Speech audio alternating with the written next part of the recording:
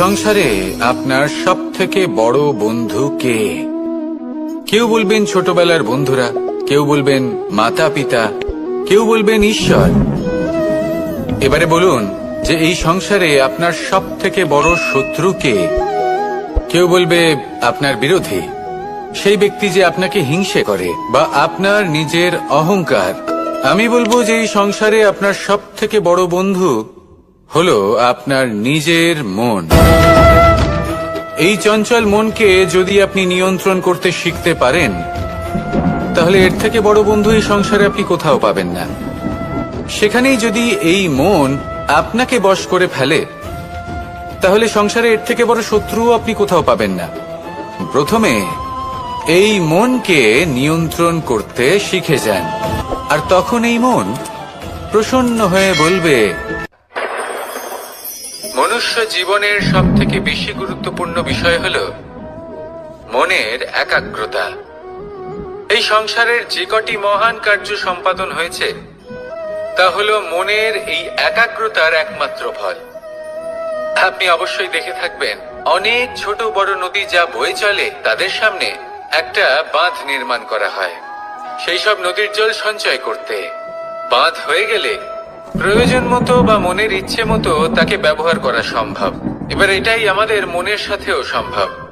আমাদের মনের একাগ্রতা আজকের দিনে দাঁড়িয়ে বিভিন্ন ধরনের বিকার, ক্রীড়া এবং ভোগের মধ্যে ভাগ হয়ে গেছে। একে একত্রিত করতে হবে, একটা বাঁধ নির্মাণ করতে হবে। শুধু এটাই করতে হবে, যেটা উচিত কর্ম সেটাই করুন, যেটা অনুচিত কর্ম সেটা করা থেকে নিজেকে বিরত এটাই করতে হবে। যেটা উচিত কর্ম সেটাই করুন, যেটা অনুচিত কর্ম সেটা করা থেকে নিজেকে বিরত রাখুন। ব্যাস, এই কাজটাই আপনি করতে থাকুন, করতে থাকুন। মনের মধ্যে একাগ্রতার বাঁধ নির্মাণ করুন। আর একবার যদি তা নির্মাণ হয়ে যায়, তাহলে যখন চাইবেন, যেখানে চাইবেন, যতটা চাইবেন একাগ্রতা প্রয়োগ করতে পারবেন। আর একবার যদি আপনি এটা শিখে যান, তাহলে এই সংসারকে বদলে ফেলার মতো কাজ আপনি করতে পারবেন, সমাজকে শোধরাবার মতো কাজ করতে পারবেন। তাহলে এই মনকে একাগ্র করুন আর আমার সাথে ভালোবেসে বলুন, রাধা রাধা। আমরা সবাই ফল খাই, কিন্তু আমাদের সেই ফলই প্রিয় হয় যে পরিপক্ক হয়ে ওঠে, যেটা নম্র হয়, আর যে ফল অনেক বেশি মিষ্টি আর সুস্বাদু হয়ে থাকে, যাদের রঙে বাহার দেখা যায়। সেইভাবে জীবনে আমরা নানান মানুষের সাথে পরিচিত হই, কিন্তু সেই মানুষই আমাদের মন ছুঁয়ে যায় যারা বিনম্র স্বভাবের, যাদের বাণী খুব মধুর, যাদের অন্তরে আত্মবিশ্বাসের একটা তেজ, একটা রং দেখা যায়। এবার এমন ব্যক্তি আমরা কি করে হব? ঠিক সেইভাবেই যেমন একটা ফল রোদ, বর্ষা, শীত, বায়ু এই সকল সংকটময় পরিস্থিতির সম্মুখীন হয়ে পরিপক্ক হয়ে ওঠে, সেইভাবেই মানুষ সংকটময় পরিস্থিতির সম্মুখীন হয়ে পরিপক্ক হয়ে ওঠেন। যদি এই সংকটের সম্মুখীন হন, তাহলে অভিজ্ঞ হবেন, আর এই অভিজ্ঞতাই শিক্ষা দিয়ে যাবে। এই অভিজ্ঞতা আমাদের শিখিয়ে দেয় যে আমাদের বিনম্র থাকতে হবে। অহংকার করে কোনো লাভ নেই। মধুর বাণীর যে কি মূল্য তা আমরা শিখতে পারি। এই অভিজ্ঞতাই আমাদের বুঝিয়ে দেয় যে উচিত অনুচিত কোনটা আমাদের দৃষ্টিভঙ্গি তৈরি করে, আর এই দৃষ্টিভঙ্গি দ্বারা আত্মবিশ্বাস জাগ্রত হয়। সেই জন্য জীবনে কখনো বিপদ থেকে দূরে পালাবেন না, সেগুলোর সম্মুখীন হন, অভিজ্ঞতা লাভ করুন, তার থেকে শিক্ষা লাভ করুন, এইভাবেই পরিপক্ক হবেন। আসুন আমার সাথে ভালোবেসে বলুন, রাধা রাধা। ধন সঞ্চয় করা সম্ভব, আর সেই জন্য ধন সব থেকে বেশি মূল্যবান সম্পত্তি নয়। এবার আপনি বলবেন, এ আমি কি বলছি? এই ধন খুব মূল্যবান, আমরা সকলে অর্জন করতে ব্যস্ত। সেটা এই কারণে, কারণ আপনারা জানেন না এই সংসারের সব থেকে বেশি মূল্যবান সম্পত্তি কি। এ হলো সেই সম্পত্তি যা কখনো সঞ্চয় করা সম্ভব নয়। আপনার কাছে যতই ধন থাকুক, তা দিয়ে আপনি স্বাস্থ্য লাভ করতে পারেন, বাড়ি কিনতে পারেন, আদি ইত্যাদি, কিন্তু আপনি যতই ধনী হন না কেন, ফেলে আসা দিনের একটা মুহূর্ত আপনি লাভ করতে পারবেন না। এই একটা মুহূর্ত, এই সময়, এটাই হলো সংসারের সব থেকে মূল্যবান সম্পত্তি। একবার চলে গেলে তা কখনোই ফিরে আসে না। আর এই মুহূর্ত যতই চলে যাক না কেন, আমরা স্মৃতির মাধ্যমে সেগুলি যাপন করতে পারি। তার আনন্দ উপভোগ করতে পারি, আর যার সাথে আমরা সময় অতিবাহিত করেছি তার স্মৃতিতে আমরা চিরকাল জীবিত থাকতে পারি। সেই জন্য সময় সব থেকে মূল্যবান সম্পত্তি, তাকে এইভাবে নষ্ট করবেন না। প্রত্যেকটা মুহূর্ত উপভোগ করুন, আনন্দ করুন, আর ভালোবেসে বলুন রাধা রাধা। যদি কোনো সিংহ বানরের মতো গাছে চড়তে চেষ্টা করে তাহলে কি হবে? একটা মাছ যদি মাটিতে হাঁটতে চেষ্টা করে তাহলে কি হবে? তারা বিফলই হবে। কিন্তু এরকম কেন হয়? তার কারণ হলো প্রকৃতির রচনা কিছুটা এরকম। এখানে প্রত্যেকটি ব্যক্তিকে, প্রত্যেকটি প্রাণীকে আলাদা আলাদা গুণের অধিকারী করা হয়েছে এবং সকলকে একটা সীমাও প্রদান করা হয়েছে। এবার এই যে বৃক্ষ, পশু, পাখি, এদের মধ্যে সেই ক্ষমতাই নেই যে এরা নিজেদের যাচাই করতে পারবে, নিজেদের সীমাগুলো বুঝতে পারবে, নিজেদের সদ্গুণগুলো চিনতে পারবে। এরা সেটা করতে পারবে না। কিন্তু মানুষ তো আলাদা। মানুষের কাছে সেই বিশেষ শক্তি আছে যে তারা পূর্ণরূপে নিজেদের যাচাই করতে পারবে, নিজেকে পূর্ণরূপে বুঝতে পারবে, নিজের দোষ, নিজের অপগুণ, নিজের সদ্গুণ, নিজেদের সীমাগুলো তারা বুঝতে পারবে। আর এটা অত্যন্ত গুরুত্বপূর্ণ। কথায় আছে যে যদি সাফল্য লাভ করতে হয় তাহলে নিজেকে যাচাই করে নিতে হবে। তাই নিজেকে যাচাই করুন, নিজের সাথে পরিচিত হয়ে যান এবং জীবনে কর্ম করতে থাকুন। সাফল্যের শিখরে অবশ্যই পৌঁছে যাবেন। আর ওখানে যদি যান তাহলে এই মন প্রসন্ন হয়ে অবশ্যই বলবে রাধা রাধা। বনের মধ্যে যদি আপনি কোনো বিষাক্ত সাপ দেখেন তাহলে কি করবেন? আপনি তখনই তার থেকে দূরে পালাতে চেষ্টা করবেন। আর এটা কেন করবেন? নিজের রক্ষার্থে। এই কথা আমি নয় মেনে নিলাম, কিন্তু নিজের জীবনে এটা করেন না কেন? আপনি যেখানেই যান, যে স্থানেই যান না কেন, প্রত্যেক সময়, প্রত্যেক মুহূর্তে এমন বিষাক্ত সাপ আপনি অবশ্যই খুঁজে পাবেন। আর সেই সাপ নয় যাদের আপনি বনে খুঁজে পাবেন। এরা হলো সেই সাপ যা আপনাকে পাপ করতে বাধ্য করবে। আপনার অন্তরের বাসনা, ক্রোধ, অহংকার, লোভ, ঈর্ষা এদের বৃদ্ধি ঘটাবে। দেখুন, বনের এই সাপ আপনাকে একবার ছেড়ে দিতেও পারে, ছোবল নাও মারতে পারে, কিন্তু এই যে পাপরূপী সাপ আছে তা অবশ্যই ছোবল মারবে। কর্ম যদি করেন তাহলে অবশ্যই ফল পাবেন। সেই জন্য যখনই কোথাও যাবেন, যদি এমন কাউকে দেখেন, যদি এমন কিছু দেখেন যে আপনাকে পাপ করতে বাধ্য করছে, তাহলে সেই মুহূর্তে সেখান থেকে পালিয়ে যান। যেমন বনের সাপ দেখে আপনি পালাতে থাকেন। সৎকর্মের রক্ষা অত্যন্ত আবশ্যক। আসুন আর আমার সাথে ভালোবেসে বলুন রাধা রাধা। কি সুন্দর একটা শব্দ। এর অনেকগুলো রূপ রয়েছে। যদি বেশি মাত্রায় এর প্রয়োগ করা হয় তাহলে এটা বিষময় হয়ে উঠতে পারে। এই হলো সেই ধুতুরা যার প্রয়োগ মহাদেবের পুজোতে করা হয়। এবার প্রশ্ন হলো এটাই যে এই স্বর্ণ এবং এই ধুতুরার মধ্যে মিল কি রয়েছে? মিল হলো এটাই যে এই দুটোই মানুষকে মত্ত করে তোলে। ধুতুরা মানুষকে তখন মত্ত করে যখন তাকে সেবন করা হয়, কিন্তু স্বর্ণ, ধন, সম্পত্তি, মানুষ এটা যতটাই অর্জন করে নেয় সেটাই যথেষ্ট। এই স্বর্ণ মানুষের ভাবনা চিন্তা করার ক্ষমতাকে বশ করে ফেলে। মানুষ সম্পত্তির লোভে মত্ত হয়ে ওঠে, কারণ যে যত চমৎকারী, যতটা অমূল্য হয় তাকে সামলানো কিন্তু ততটাই কঠিন, তাই না? তাই মনে রাখবেন, ধন, স্বর্ণ, সম্পত্তি এগুলো ধুতুরার থেকেও অনেক বেশি বিষাক্ত হতে পারে।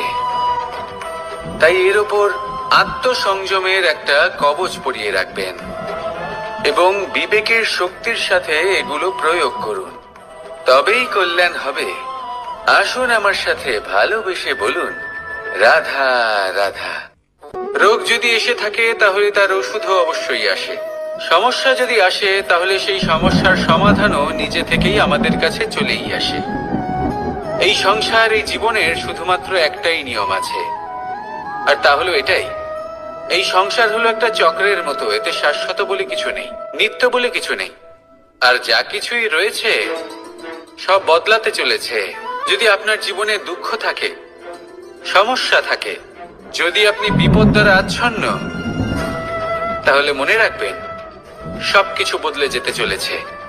দুঃখের সময় কাঁদবেন না, মনকে আরো দুঃখী করে তুলবেন না, কারণ এখানে যা কিছুই এসেছে তা যাওয়ার জন্যই এসেছে। তাহলে এত চিন্তা কিসের? আনন্দ সহকারে জীবন যাপন করুন আর আমার সাথে ভালোবেসে বলুন রাধা রাধা। মানুষের জীবনে তিনটি গুণ।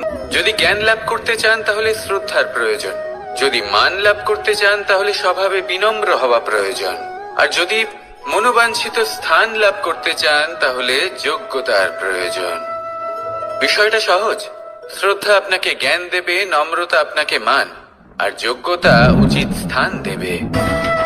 কিন্তু যদি আপনি এই তিনটি গুণ সম্মিলিত করেন তাহলে এমন কিছু লাভ করবেন যা এই সব কিছুর থেকে অনেক ঊর্ধ্বে। সম্মান।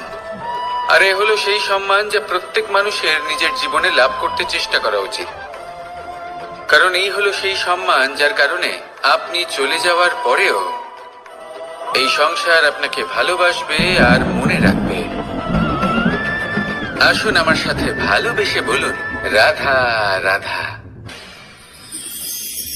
জীবনে গতি অত্যন্ত গুরুত্বপূর্ণ, মতিও হলো গুরুত্বপূর্ণ, এবং তার থেকেও বেশি গুরুত্বপূর্ণ হলো সঙ্গতি।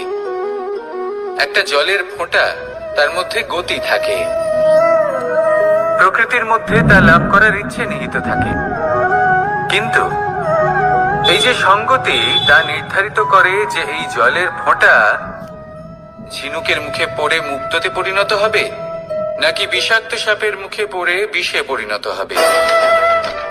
এবার দেখুন, এই জঞ্জাল স্বর্ণকারের দোকানের সামনেও থাকে এবং জঞ্জাল একজন ব্যবসাদারের দোকানেও থাকে, কিন্তু জঞ্জাল যা স্বর্ণকারের দোকানে থাকে তা ব্যবসাদারের দোকানের জঞ্জালের থেকে অনেক বেশি মূল্যবান, কারণ তার মধ্যে সোনার কণার সঙ্গতি থাকে। সেই জন্য জীবনে সঙ্গতির উপর বিশেষ গুরুত্ব দেবেন। যেমন সঙ্গতি তেমনই আপনি হবেন। আসুন আমার সাথে ভালোবেসে বলুন রাধা রাধা। প্রত্যেক প্রাণী ভালোভাবে জীবন যাপন করতে চান, এটা তাদের স্বভাবে আছে এবং ভাবাটা অনুচিত নয়। কিন্তু একটা ভালো জীবনের গুরুত্বপূর্ণ অংশ কোনটা? বসবাসের স্থান, সেই স্থান যেখানে আমরা জীবন অতিবাহিত করি। এবার মানুষ ভাবতে পারেন যে একটা ভালো বাসস্থানের অর্থ কি? সেই স্থান যেখানে সহজে জল পাওয়া যায়, যেখানে শুদ্ধ বায়ু পাওয়া যায়, যেখানে আনাজ উৎপন্ন হয়। এটা জীবনযাপনের জন্য পর্যাপ্ত বটে, কিন্তু ভালো জীবন যাপনের জন্য আরো একটা কথা আপনাকে বুঝতে হবে। সাধু, জ্ঞানী, পণ্ডিত ব্যক্তি, এই সকল মহাপুরুষ, এনাদের যে বাসস্থান তা অত্যন্ত বিশেষ হয়। এখানে এক ধরনের বিশেষ ইতিবাচক শক্তি থাকে, এমন একটা স্থান যেখানে দেবতারাও বিচরণ করেন। জীবন আমরা সবাই যাপন করি, কিন্তু জীবনের উদ্দেশ্য শুধুমাত্র জীবন যাপন করা নয়। জীবনের উদ্দেশ্য হলো মুক্তি লাভ করা। আর এই সকল সাধু, জ্ঞানী, পণ্ডিত ব্যক্তি, এই সকল মহাপুরুষ আপনাকে মুক্তির পথে নিয়ে যেতে পারেন, কারণ এরা হলেন সেই মহাপুরুষ যারা নিজেদের অন্তরের বিকার, অহংকার, ক্রোধ, বিদ্বেষ এই সকল দোষগুলিকে ত্যাগ করেছেন, এদের উপর বিজয় লাভ করেছেন। এমনই একজন ব্যক্তি আপনাকে মুক্তির পথে নিয়ে যেতে পারে। প্রয়োজন হলো শুধুই এনাদের চিনতে পারা, এদের কথা বুঝতে পারা এবং এদের দেখানো পথে চলা। যদি আপনি এটা করতে পারেন তাহলে এই মন প্রফুল্ল হয়ে বলবে রাধা রাধা। এই শুকনো পাতাটিকে দেখুন, নিষ্প্রাণ হয়ে পড়েছে। একটা গাছের ডালে ছিল, সেই গাছ ওর লালন পালন করত। যখন যখন বাতাস বইত, এই পাতায় কম্পন দেখা দিত, মনকে প্রফুল্ল করে তুলত। কোনো একদিন এই পাতা গাছের ডাল থেকে ঝরে পড়ে গেল। নিঃসন্দেহে ও নিজের স্বাধীনতা পেল, কিন্তু ও আস্তে আস্তে শুকিয়ে গেল, নিষ্প্রাণ হয়ে গেল। দেখুন, আমি এই কথা বলছি না যে স্বাধীনতা অনুচিত, কখনোই না। কিন্তু যে কোনো পরিস্থিতিতে স্বাধীন হতে চাওয়া এটা নিশ্চিতরূপে অনুচিত। আমরা যদি আমাদের জীবনে পরিবারের গুরুত্ব ভেবে দেখি, তাহলে এই পরিবারে যতই মতভেদ থাকুক না কেন, যতই মনোমালিন্য থাকুক না কেন, যতই বিবাদ থাকুক না কেন, এই সব মিটিয়ে নেওয়া অত্যন্ত প্রয়োজনীয়। সেই সবকিছু সমাপ্ত করা অত্যন্ত প্রয়োজনীয়। কখনো এই পরিবারকে ভাঙতে দেবেন না, কখনো এই পরিবার থেকে দূরে চলে যাবেন না। এই পরিবার হলো আমাদের জীবনের একটা অমূল্য সম্পদ, অমূল্য এক আশ্রয়, যা এই সংসারে হয়তো কোথাও আপনি পাবেন না। তাই একে আগলে রাখুন। পরিবার সেই গাছ। আসুন আমার সাথে ভালোবেসে বলুন, আর সেই গাছ। আসুন আমার সাথে ভালোবেসে বলুন, রাধা রাধা। অনেক সময় আমরা জীবনে অনেক মানুষকে এমন বলতে শুনে থাকি যে আমি অসফল হয়েছি কারণ আমার সময় ভালো যাচ্ছিল না। আমি এই জিনিসটা লাভ করতে চাইছিলাম কিন্তু করতে পারলাম না কারণ আমার সময়টা ভালো যাচ্ছিল না। আমি আমার জীবনে ওই মহান কাজটা করতে চাইছিলাম কিন্তু করতে পারলাম না। কেন? কারণ আমার সময়টা ভালো যাচ্ছিল না। কিন্তু যে মুহূর্তে ভালো সময় আমার জীবনে আসবে, আমি সব কিছু প্রাপ্ত করব। এমন প্রায় প্রত্যেকেই বলেন। আসুন একটা কথা বোঝা যাক। একজন মালিকে দেখুন, সে প্রত্যেক দিন গাছের সেবা করে, তাকে জল দেয়, তার যত্ন আত্তি করে। কেন? প্রত্যেক দিন সেই গাছ ফল দেয় না। সঠিক সময় এলে তবেই সেই গাছ ফল দেয়, কিন্তু প্রত্যেক দিন মালি তার সেবা করে, তাকে যত্ন করে। শুধুমাত্র তখন করে না যখন সেই গাছ ফল দিতে সক্ষম। আর যদি মালি গাছের যত্ন প্রতিদিন না করে, তাহলে হয়তো সেই গাছ ফল দিতেই পারবে না। এটাই হলো আমাদের জন্য একটা শিক্ষা। যখন সময় আমাদের জন্য অপেক্ষা করে না, তখন আপনি সময়ের জন্য কেন অপেক্ষা করছেন? ভালো সময়ের জন্য অপেক্ষা করবেন না।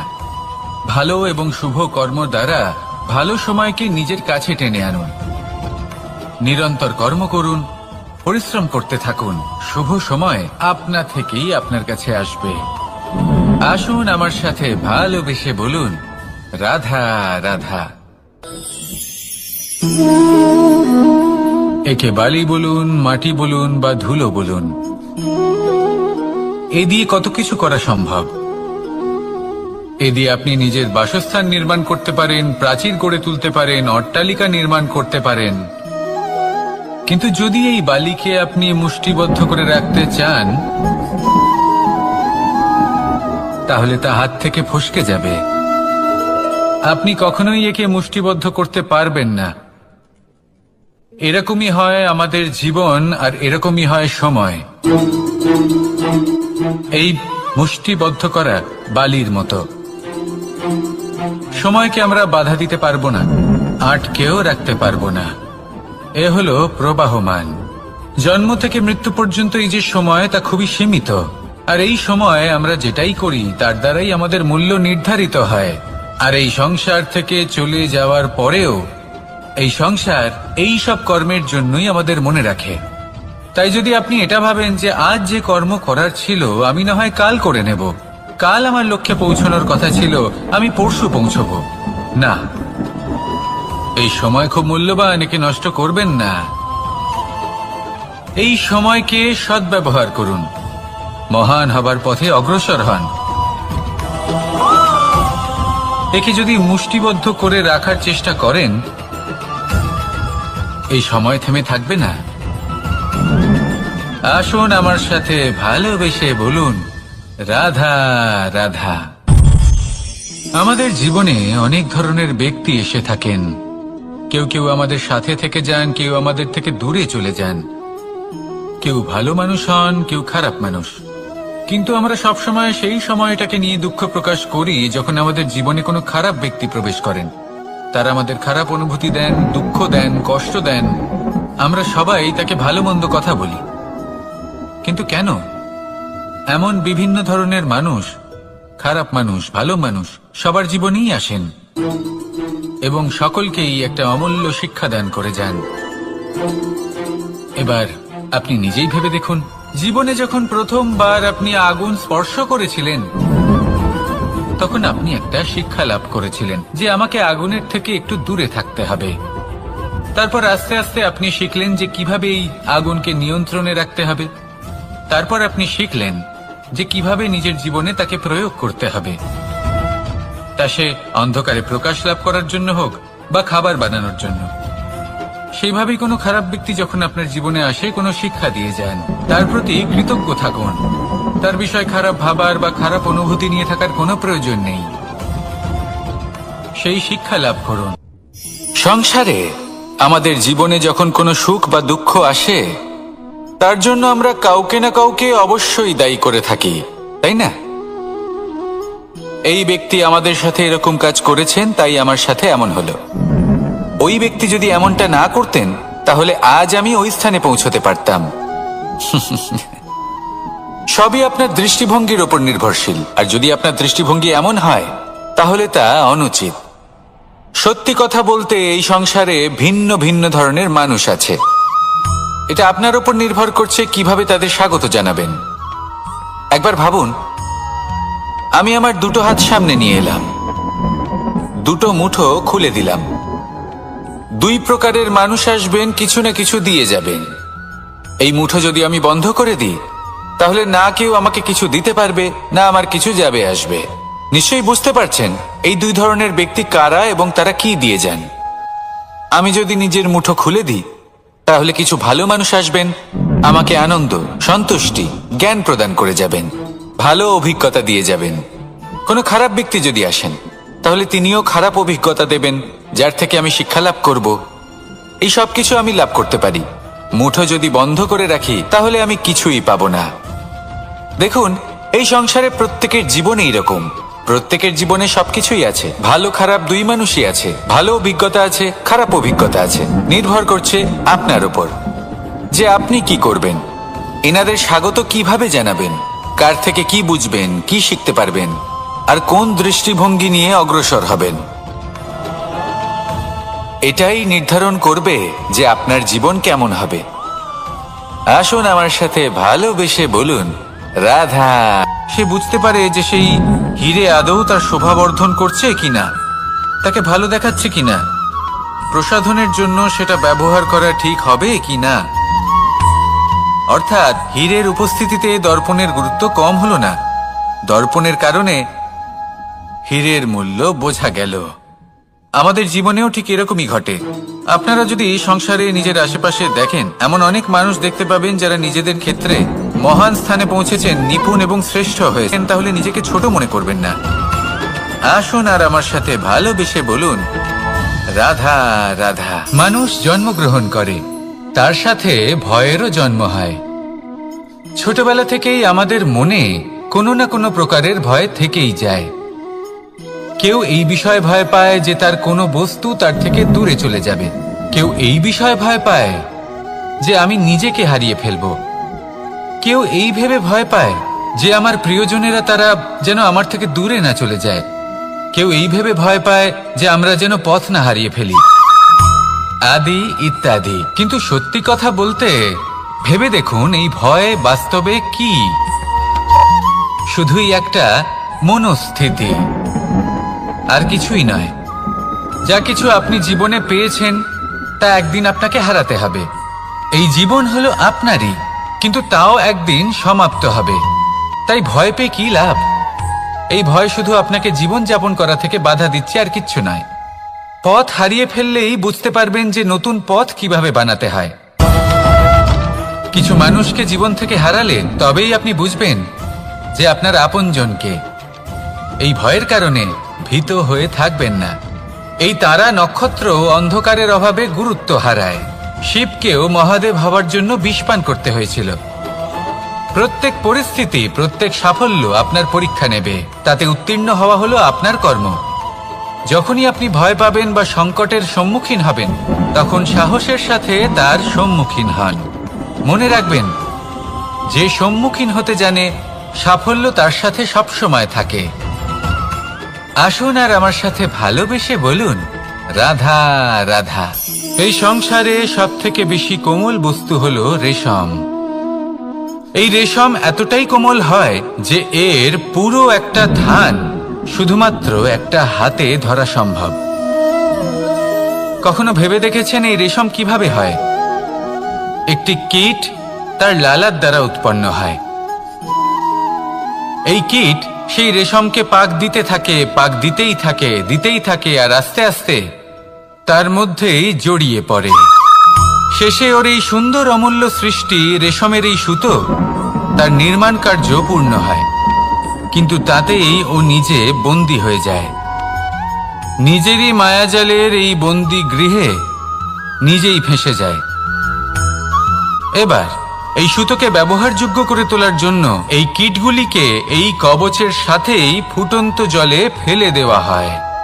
এই সংসারে যদি আমাদের স্বপ্ন এই সংসারের দুঃখ হরণ করার জন্য, এই সংসারে সুখ বিতরণ করার জন্য হয়, এই মায়াজালে আমরা নিজেই ফেঁসে যাব। আর শেষে আমরা যদি কিছু লাভ করি তা হবে একাকিত্ব, অন্ধকারময় মৃত্যু।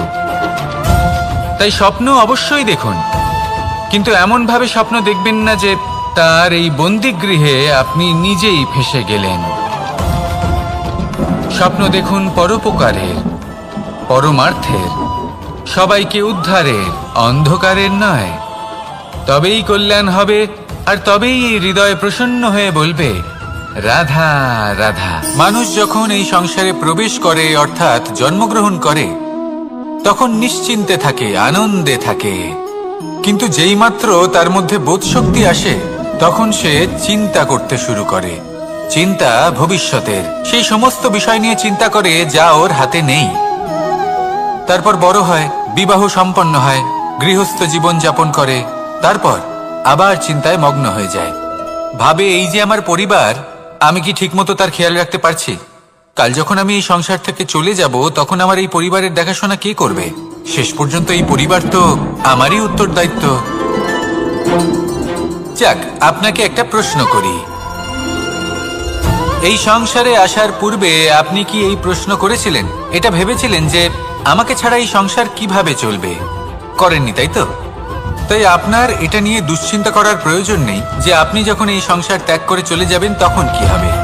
আপনি যখন ছিলেন না তখনও এই সংসার চলছিল, আপনি যখন এই সংসার ত্যাগ করবেন তখনও এই সংসার চলতে থাকবে। যদি কোনো বিষয়ের প্রভাব থাকে তা হলো আপনার আজকের তথা বর্তমানের কর্ম, অর্থাৎ আজ আপনি কি করছেন, কার জন্য মঙ্গল করছেন, কাকে প্রেরণা দিচ্ছেন, কাকে সাহায্য করছেন, কোন উদাহরণ প্রস্তুত করছেন। আপনি এই সংসারে যে ছবি অঙ্কন করবেন, সংসার সেটাই মনে রাখবে। তাহলে শুধু সৎকর্ম করুন, মঙ্গল করতে থাকুন, আর আমার সাথে ভালোবেসে বলুন, রাধা রাধা। একবার একটা শেয়াল বনে বিচরণ করছিল। ও একটা ছোট্ট শাবক দেখতে পেল। ও ভাবলো, আজ একেই আমি খাবার হিসেবে গ্রহণ করব। আশেপাশে দেখলো কেউ দেখছে না তো, কেউ ছিল না, আর সেই শাবকের ওপর আক্রমণ করলো, যা হলো একটা ঘোর অপরাধ। বনের নিয়ম অনুসারে আপনি কখনোই শাবকের ওপর আক্রমণ করতে পারেন না। তারপর এই খবরটা যখন রাজা সিংহ জানতে পারলেন, সভার আয়োজন করলেন। কিন্তু সেখানে শেয়াল বলল, আমি তো এরকম কিছু করিনি। কিন্তু যদি আপনি এরকম বলেন, কোনো প্রমাণ দিন, এর কোনো সাক্ষী আছে? তখন কিন্তু না, আপনি যাই করুন না কেন, কেউ না কেউ অবশ্যই তা দেখছে। কোনো ব্যক্তি না হলেও কোনো প্রাণী, না হলে কোনো যক্ষ বা দেব বা প্রেত। যদি এনারা কেউ না দেখেন, তাহলে ধরিত্রী মাতা দেখেন, যেখানে দাঁড়িয়ে আপনি সেই কর্ম করছেন, তাই না? তাই একটা কথা সবসময় মনে রাখবেন, কে দেখছেন কে দেখছেন না সেই বিষয়ে ভাবা ছেড়ে দিন। এটা খুব সহজ কথা। আপনি যদি উচিত কর্ম করেন, উচিত ফল পাবেন। যদি অনুচিত কর্ম করেন, তাহলে আপনি অনুচিত ফল অবশ্যই পাবেন। সেই জন্য উচিত পথে চলতে থাকুন, উচিত কর্ম করতে থাকুন, আর আমার সাথে ভালোবেসে বলুন, রাধা রাধা। সুখ, দুঃখ এবং শক্তি, এই তিন হলো এই সংসারের ত্রিদেবের মতো। আমাদের জীবনে যা কিছু ঘটছে এই তিনটির ভিত্তির উপরেই হচ্ছে। আসলে এই সংসারের একটা নিয়ম আছে, যখনই আপনি কিছু লাভ করেন, এই সংসার আপনার পরীক্ষা নেয়। এটা জানার জন্য আপনার পরীক্ষা নেয় যে আপনি যা কিছুই লাভ করেছেন, আপনি কি আদৌ সেটার যোগ্য কিনা। ঠিক সেইভাবেই এই সুখ, দুঃখ এবং শক্তি আপনার পরীক্ষা নিয়ে থাকে। যখন সুখ আসে তখন সে আপনার পরীক্ষা নেয় যে আপনার মধ্যে অহংবোধ জাগ্রত হয়নি তো। যদি অহংবোধ চলে আসে তাহলে সুখ সেখানেই সঙ্গ ত্যাগ করে।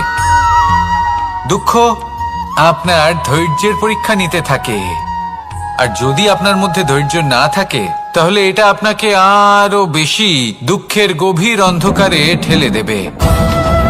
সেখানে শক্তি পরীক্ষা নেয় আপনার বিনম্রতার। যদি আপনি বিনম্র না হন তাহলে হয় এই শক্তি আপনার সঙ্গ ত্যাগ করবে, নয় এই শক্তি বিনম্রতার অভাবে আপনার পতনের কারণ হতে পারে। এই সংসারে যে কোনো ব্যক্তি যিনি এই পরীক্ষায় উত্তীর্ণ হয়ে থাকেন, এই জীবনে তিনি সাফল্য লাভ করেন। আসুন আমার সাথে ভালোবেসে বলুন, রাধা রাধা। আমি মনুষ্যরূপে জন্ম নিয়েছি এবং সমস্ত কর্ম এই রূপেই করেছি, কিন্তু আশ্চর্যের বিষয় হলো যে আজও মানুষ আসেন এবং হাত জোড় করে প্রার্থনা করেন যেন আমি ওনাদের সহায়তা করি। আপনাদের একটা কথা বলতে চাই, আমি সকলকে সাহায্য করতে পারবো না, কিন্তু আমি শিক্ষা অবশ্যই দিতে পারবো, জ্ঞান প্রদান করতে পারবো। এমন কিছু জ্ঞান যার ভিত্তিতে মানুষ যা চাইবেন তাই লাভ করতে পারবেন যদি সঠিক কর্ম করতে থাকেন। যখন কংসের অসুররা গোকুলে ধ্বংসলীলা চালাচ্ছিলেন তখন আমি কারোর থেকে সাহায্য চাইনি। আর যা যা স্বপ্ন আছে, যা লক্ষ্য আছে, আপনি অবশ্যই লাভ করবেন। আর এই মন সুপ্রসন্ন হয়ে বলবে, রাধা রাধা। ভোজন এই সংসারে যেই হোক না কেন, কোনো মানুষ হোক, কোনো প্রাণী হোক, কোনো কীট হোক বা কোনো বনস্পতি হোক, প্রত্যেকের জন্য ভোজন অতি আবশ্যক। কারণ ভোজন থেকেই শক্তি পাওয়া যায়, আর সেই শক্তি দিয়েই সংসারের, আমাদের জীবনের সমস্ত কার্য করা যায়। এবার এমন এক ধরনের শক্তি হয় যা শীতের ঋতুতে সূর্য থেকে আমরা পেয়ে থাকি, আর আরেক ধরনের উত্তাপ হয় যা দিয়ে ভোজন রান্না করা হয়, সুস্বাদু নানান ধরনের ভোজন। এবার অত্যন্ত গুরুত্বপূর্ণ হলো যে ব্যক্তি সেই ভোজন বানাচ্ছেন তার মানসিক পরিস্থিতি এবং সেই ব্যক্তি যিনি ভোজন গ্রহণ করছেন তার মানসিক অবস্থা।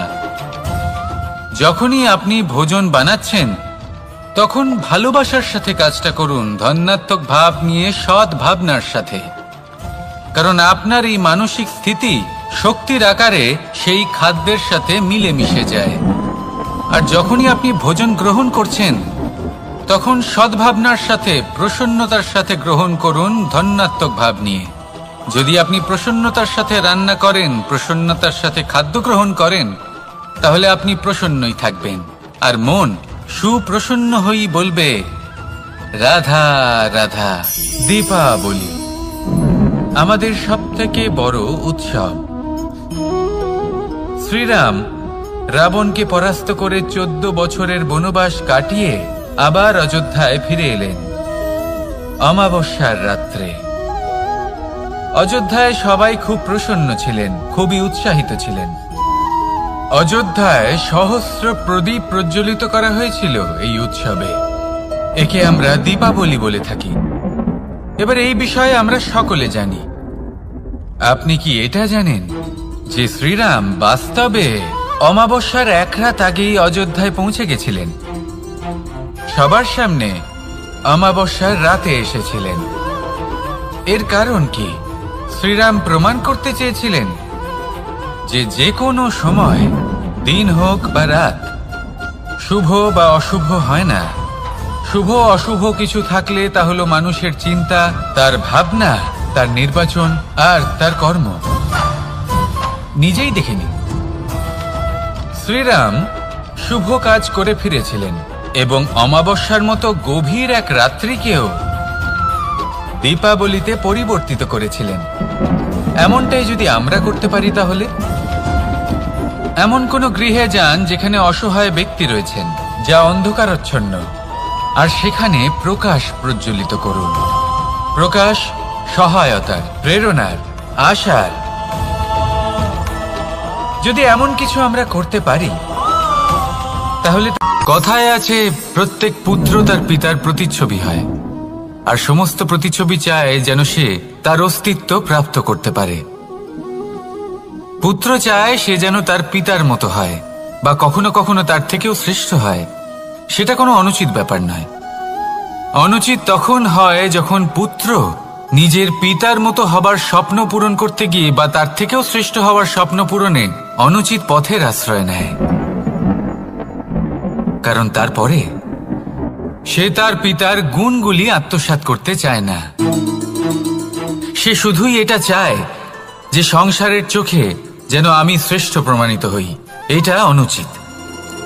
সংসারে এমন অনেক মানুষ আছেন যারা এই কারণে শ্রেষ্ঠ হবার চেষ্টা করেন যাতে তার পরিবারের তার পিতার সম্মান বৃদ্ধি পায়। এমনও মানুষ থাকেন, আর এটাই হলো পার্থক্য উদ্দেশ্যের। মনে রাখবেন, যদি আপনার উদ্দেশ্য শুভ হয় তাহলে পথও শুভ হবে, যদি আপনার উদ্দেশ্য অশুভ হয় তাহলে পথও অশুভ হবে। তাহলে নিজের পিতার মতো হবার চেষ্টা অবশ্যই করুন, তার থেকেও শ্রেষ্ঠ হওয়ার চেষ্টা অবশ্যই করুন, কিন্তু মনে রাখবেন আপনার সংকল্প আর আপনার উদ্দেশ্য এই দুই শুভ হওয়া উচিত। তাহলে আসুন আর আমার সাথে ভালোবেসে বলুন, রাধা রাধা।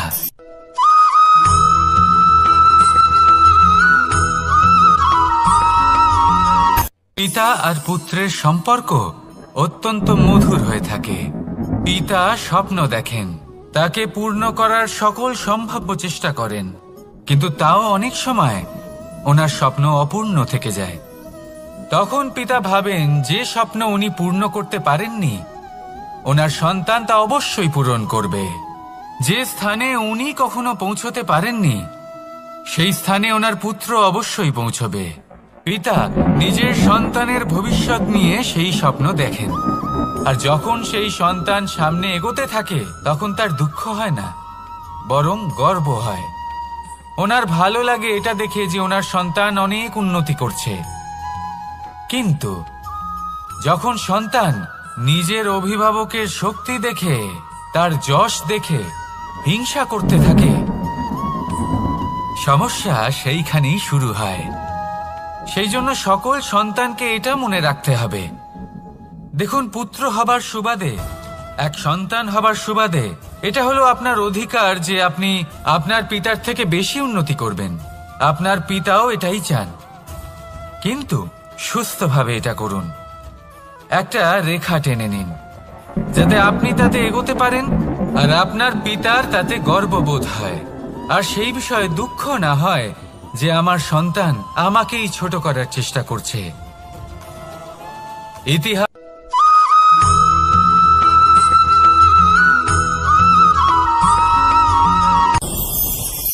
ভয়ের সাথে আমরা সবাই পরিচিত, কষ্টও আমরা সবাই পেয়েছি।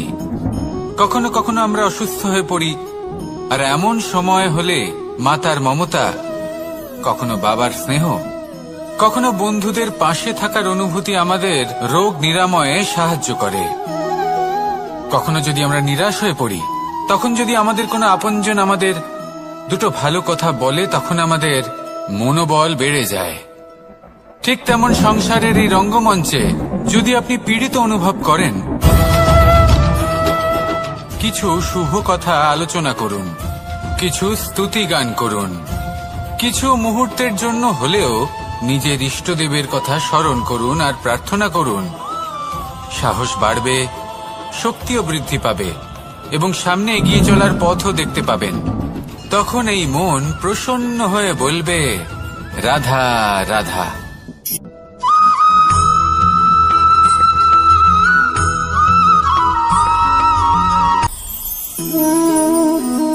শক্তি এক অত্যন্ত বিচিত্র বস্তু, বা বলতে পারেন অনুভূতি। পিতা সবসময় চান যেন তিনি তার শক্তি পুত্রকে। আসুন আপনাকে সহজে বোঝাই। যদি আপনি সুপাত্র হন আর আপনাকে শক্তি দেওয়া হয়, তাহলে আপনি সেই শক্তির গুরুত্ব বুঝবেন, কোথায় সেই শক্তি প্রয়োগ করা উচিত সেটা বুঝবেন। আর এটা যেহেতু অর্জন করা শক্তি হবে, সেই শক্তির অপব্যবহার হবে না।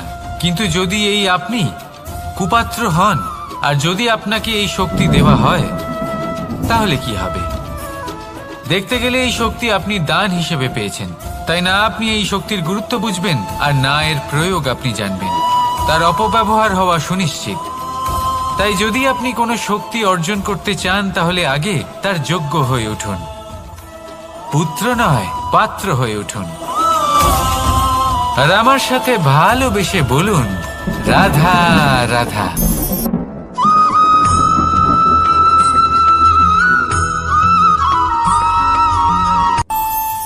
আমাদের মনে যখন কোনো প্রশ্ন ওঠে, কোনো দ্বন্দ্ব জাগে, তখন আমরা যাই আমাদের গুরুর কাছে, আমাদের আরাধ্যের কাছে গিয়ে জিজ্ঞেস করি। এইভাবেই একদিন আমি পৌঁছলাম আমার আরাধ্যের কাছে, আমার মহাদেবের কাছে, আর ওনাকে প্রশ্ন করলাম যে মহাদেব, জীবনে আনন্দ পাওয়ার, উৎসব পালনের, প্রেম ভাগ করে নেবার, জীবনকে উপভোগ করে নেওয়ার সর্বশ্রেষ্ঠ সময় কোনটা? মহাদেব হাসলেন আর উনি বললেন, জীবনে উৎসব পালনের সব থেকে শ্রেষ্ঠ দিন হল মৃত্যুর ঠিক আগের দিনটা। প্রেম ভাগ করে নেওয়ার সব থেকে শ্রেষ্ঠ মুহূর্ত হল মৃত্যুর ঠিক আগের মুহূর্ত। জীবনকে উপভোগ করে নেওয়ার সর্বশ্রেষ্ঠ প্রহর হল মৃত্যুর এক প্রহর পূর্বে। তখন আমি চমকে গেলাম। আমি বললাম, কিন্তু মহাদেব, মৃত্যু তো অনিশ্চিত, আমরা জানিও না কবে আমাদের মৃত্যু হবে। মহাদেব আবার হাসলেন। উনি বললেন যে যদি আমরা এভাবে জীবন কাটাই যে আমরা জীবনের প্রত্যেক দিন, প্রত্যেক মুহূর্ত, প্রত্যেক প্রহর শেষ বলে মনে করি, তাহলে আমাদের সমস্ত জীবন আনন্দের সাথেই অতিবাহিত হবে। কি বলেন?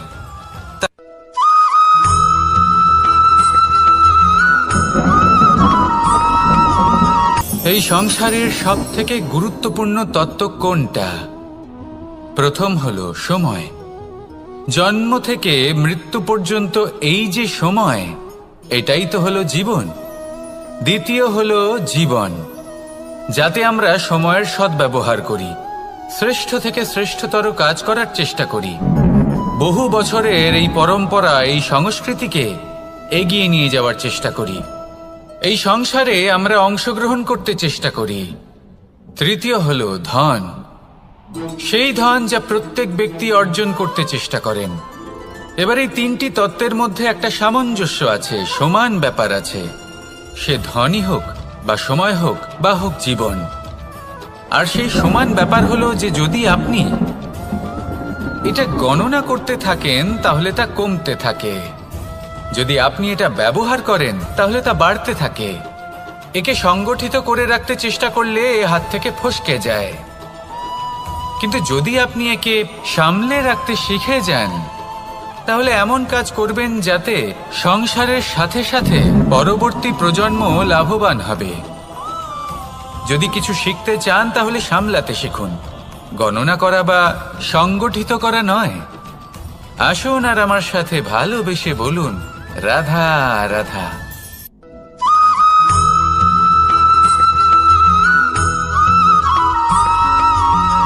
যখন আমরা কোনো বনে প্রবেশ করি, তখন এই সবুজ ঘাস দেখে, এই কোমল ঘাস দেখে আমাদের মন প্রফুল্ল হয়ে ওঠে। ভিন্ন ভিন্ন প্রজাতির ফুল, ভিন্ন ভিন্ন রঙের ফুল দেখে এই মন আনন্দে ভরে ওঠে।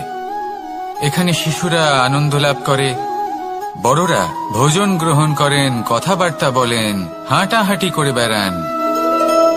এবার ভেবে দেখুন, যখন এই উপবনের নির্মাণ হয়েছিল, সেই সময় যদি এই মাটিকে সঠিকভাবে খনন না করা হতো, যদি তাতে সঠিকভাবে বীজ রোপণ না করা হতো, যদি কোনো সংঘর্ষ না হতো, পরিশ্রম না করা হতো, যদি চলতে চলতে পায়ে কাঁটা না বিঁধে যেত, তাহলে এই সুন্দর বন দেখে আমরা কি এই আনন্দ লাভ করতে পারতাম? কখনোই নয়।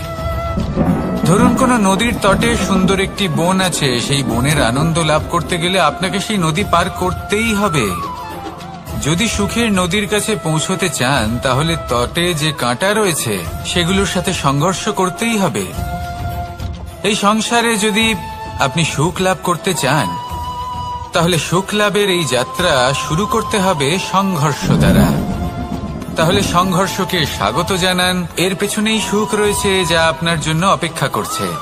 এবার হাসুন আর আমার সাথে ভালোবেসে বলুন, রাধা।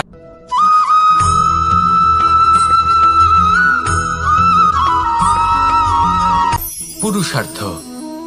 শাস্ত্রে 4 ধরনের পুরুষার্থের কথা বলা হয়েছে। প্রথম হলো ধর্ম। আপনি কি জানেন এই ধর্ম আসলে কি?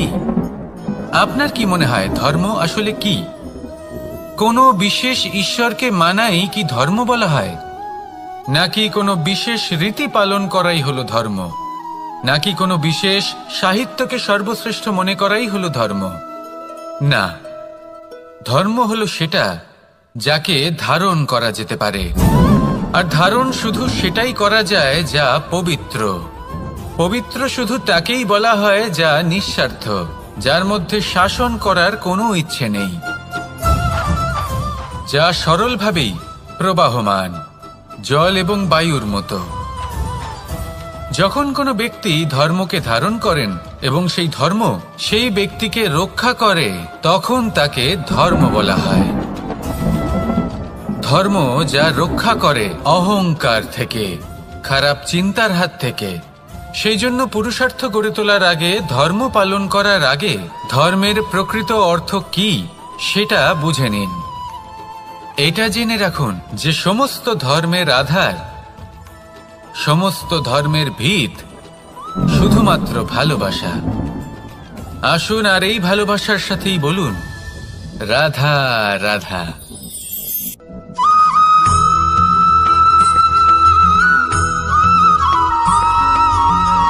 মানুষের মানসিকতা এমন হয় যে সে যতটা করে আশা করে যে তার থেকে অনেক বেশি তার বদলে সে পাবে। দেখুন, সবকিছুই আপনার ভাবনা চিন্তার উপর নির্ভর করছে। আপনি যদি ফলের বিষয়ে ভেবে কর্ম করতে থাকেন তাহলে সেটা অনুচিত। জীবনের আসল আনন্দ হলো নিজের কর্ম করতে থাকা, ফলের চিন্তা করা উচিত নয়। যদি আপনি এরকম ভাবেন যে আমি এতটা করছি, আমার এতটা পাওয়া উচিত, সেই ভাবনা অনুচিত। যদি আপনি সেবার মানসিকতা নিয়ে কর্ম করতে থাকেন, কর্মচক্রে প্রবাহিত হন, যদি আপনি এমন ভাবনা রাখেন যে আমি এতটা পাচ্ছি তাই এর থেকে অনেক বেশি আমি কর্ম করব, তাহলে নিশ্চিতরূপে আপনি যতটা করছেন তার থেকে অনেক বেশি আপনি পাবেন। আপনার আশার থেকে অনেক বেশি আপনি পাবেন। শুধু জীবনে অনেক বেশি কাজ করতে থাকুন, ফলের চিন্তা করবেন না। আর মনে রাখবেন, এই ভাবনাই সব থেকে বড় বীজ। কর্মের উপর বিশ্বাস রাখুন, জীবনে যা যা আপনি চান সবই সুখময় হবে। আসুন আর আমার সাথে ভালোবেসে বলুন, রাধা রাধা।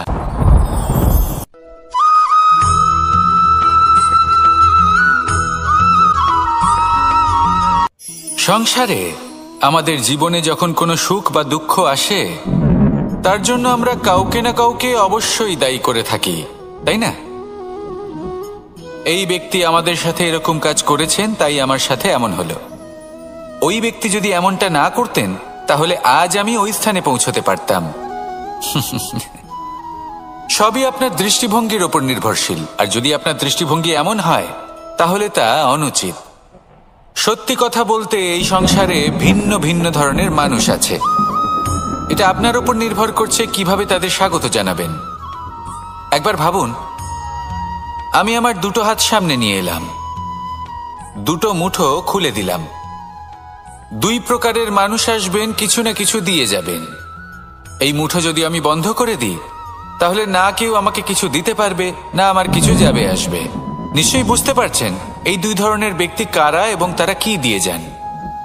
আমি যদি নিজের মুঠো খুলে দিই তাহলে কিছু ভালো মানুষ আসবেন, আমাকে আনন্দ, সন্তুষ্টি, জ্ঞান প্রদান করে যাবেন, ভালো অভিজ্ঞতা দিয়ে যাবেন। কোনো খারাপ ব্যক্তি যদি আসেন তাহলে তিনিও খারাপ অভিজ্ঞতা দেবেন, যার থেকে আমি শিক্ষা লাভ করব। এই সব কিছু আমি লাভ করতে পারি। মুঠো যদি বন্ধ করে রাখি তাহলে আমি কিছুই পাবো না।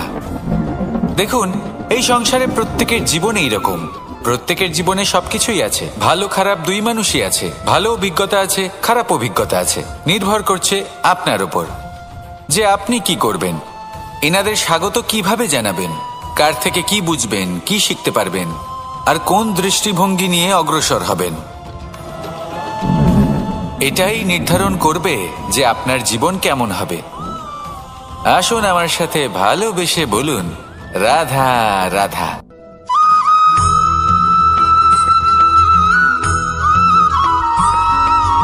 ফিরে আসছিলেন এবং তাদের ফেরার পথে হঠাৎ করে কোথাও থেকে একটি বাছুর চলে এলো।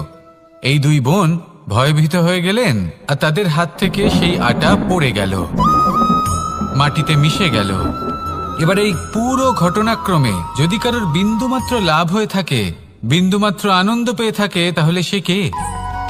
সেই ছোট বোন, যিনি মাঝে মাঝেই গমের দানা তুলছিলেন এবং খাচ্ছিলেন। কিছুটা হলেও উনি আনন্দ লাভ করেছিলেন। এবার এরকমই হলো আমাদের জীবনে ভক্তি এবং ভালোবাসা সংক্রান্ত বিষয়। মানুষ নিজের জীবনের দৈনিক কাজে এতটাই ব্যস্ত হয়ে পড়েন, প্রত্যেকদিন শুধু কাজ কাজ কাজ কাজ করতে থাকেন, আর তাতে ভক্তি এবং ভালোবাসার জন্য সময় বার করতেই পারেন না। দেখুন, জীবনে ভক্তি আর প্রেমের এই যে ছোট ছোট মুহূর্ত আছে, এগুলো যদি আপনি যাপন করতে পারেন তাহলে তাতেই আপনি তৃপ্তি লাভ করবেন। বাকি সবই আপনার ব্যর্থ বলেই মনে হবে। জীবনে যখনই আপনি কোনো কাজ করবেন, ঈশ্বরের প্রতি সমর্পিত হয়ে সেই কাজ করুন। আর যখনই সময় পাবেন, তাহলে সেই সময় নিজের আপনজনদের দিন। যাদের আপনি ভালোবাসেন তাদের প্রতি যত্নবান হন, তাদের শুভাকাঙ্ক্ষী হন। এই প্রেম আর ভক্তির ছোট ছোট মুহূর্তগুলো আপনার জীবনকে চরিতার্থ করে তুলবে। আসুন আমার সাথে ভালোবেসে বলুন, রাধা রাধা।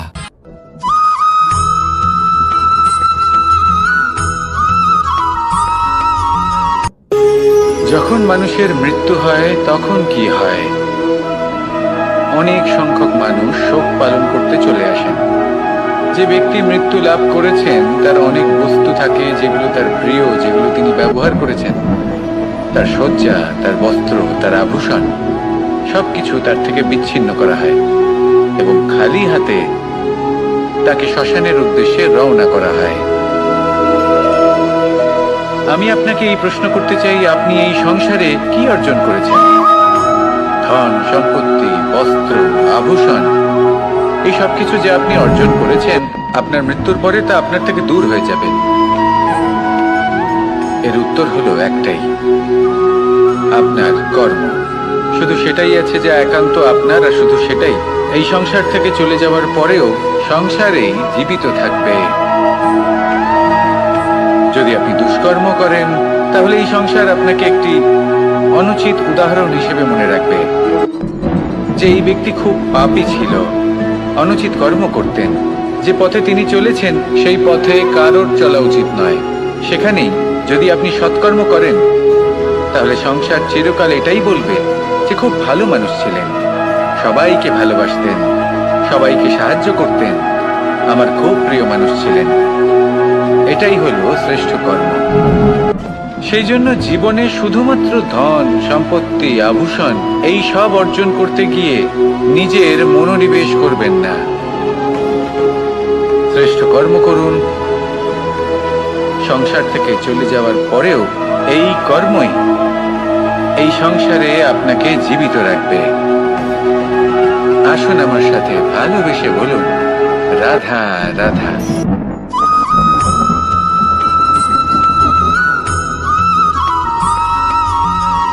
পুরুষার্থ। শাস্ত্রে 4 ধরনের পুরুষার্থের কথা বলা হয়েছে। প্রথম হলো ধর্ম। আপনি কি জানেন এই ধর্ম আসলে কি? আপনার কি মনে হয় ধর্ম আসলে কি?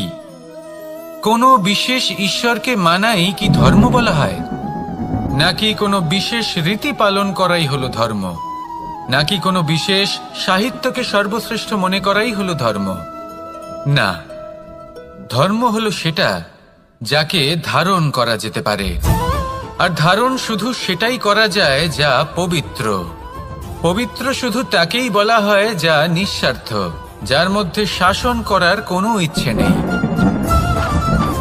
যা সরলভাবেই প্রবাহমান, জল এবং বায়ুর মতো। যখন কোনো ব্যক্তি ধর্মকে ধারণ করেন এবং সেই ধর্ম সেই ব্যক্তিকে রক্ষা করে, তখন তাকে ধর্ম বলা হয়। ধর্ম যা রক্ষা করে অহংকার থেকে, খারাপ চিন্তার হাত থেকে। সেই জন্য পুরুষার্থ গড়ে তোলার আগে, ধর্ম পালন করার আগে ধর্মের প্রকৃত অর্থ কি সেটা বুঝে নিন। এটা জেনে রাখুন যে সমস্ত ধর্মের আধার, সমস্ত ধর্মের ভিত শুধুমাত্র ভালোবাসা। আসুন আর এই ভালোবাসার সাথেই বলুন, রাধা রাধা।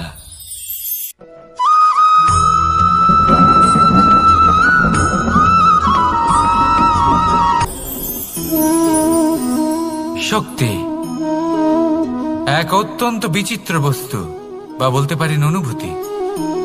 পিতা সবসময় চান যেন তিনি তার শক্তি পুত্রকে। আসুন আপনাকে সহজে বোঝাই। যদি আপনি সুপাত্র হন আর আপনাকে শক্তি দেওয়া হয়, তাহলে আপনি সেই শক্তির গুরুত্ব বুঝবেন, কোথায় সেই শক্তি প্রয়োগ করা উচিত সেটা বুঝবেন। আর এটা যেহেতু অর্জন করা শক্তি হবে, সেই শক্তির অপব্যবহার হবে না। কিন্তু যদি এই আপনি কুপাত্র হন আর যদি আপনাকে এই শক্তি দেওয়া হয়, তাহলে কি হবে? দেখতে গেলে এই শক্তি আপনি দান হিসেবে পেয়েছেন, তাই না আপনি এই শক্তির গুরুত্ব বুঝবেন আর না এর প্রয়োগ আপনি জানবেন। তার অপব্যবহার হওয়া সুনিশ্চিত। তাই যদি আপনি কোনো শক্তি অর্জন করতে চান, তাহলে আগে তার যোগ্য হয়ে উঠুন। পুত্র নয়, পাত্র হয়ে উঠুন। আর আমার সাথে ভালোবেসে বলুন, রাধা রাধা।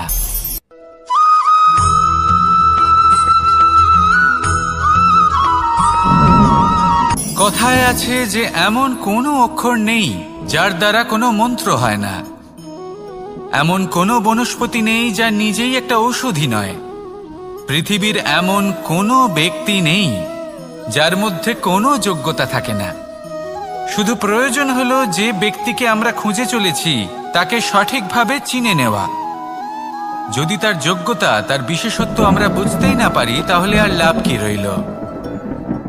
এই সংসারে এমন অনেক ব্যক্তি রয়েছেন যারা ছোট ছোট অসফলতার কারণে আপনাকে এটা বলে দেবে যে আপনি কোনো কাজের নন, আপনি হলেন মূর্খ, আপনি কিছুই করতে পারবেন না। এইসব কথায় কখনোই বিশ্বাস করবেন না, কারণ আপনি এবং প্রত্যেকটি জীব এই পরমাত্মা এবং এই প্রকৃতির সৃষ্টি, যা অত্যন্ত বিশেষ। যদি আপনাকে উদাহরণ দিই, তাহলে একদিকে আছে তরোয়াল, একটা বড় লম্বা তরোয়াল, যার দ্বারা যুদ্ধ করা যায়, জয়লাভ করা যায়।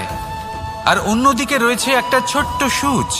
কিন্তু যে কাজ একটা ছোট্ট সূচ করতে পারে, তা একটা তরোয়াল দ্বারা সম্ভব নয়। এর অর্থ হলো এটাই যে প্রত্যেকটা রচনা অত্যন্ত অমূল্য এবং অত্যন্ত বিশেষ হয়। তাহলে বিশ্বাস রাখুন যে আপনি অত্যন্ত বিশেষ একজন। আর প্রেমের সাথে বলুন, রাধা রাধা।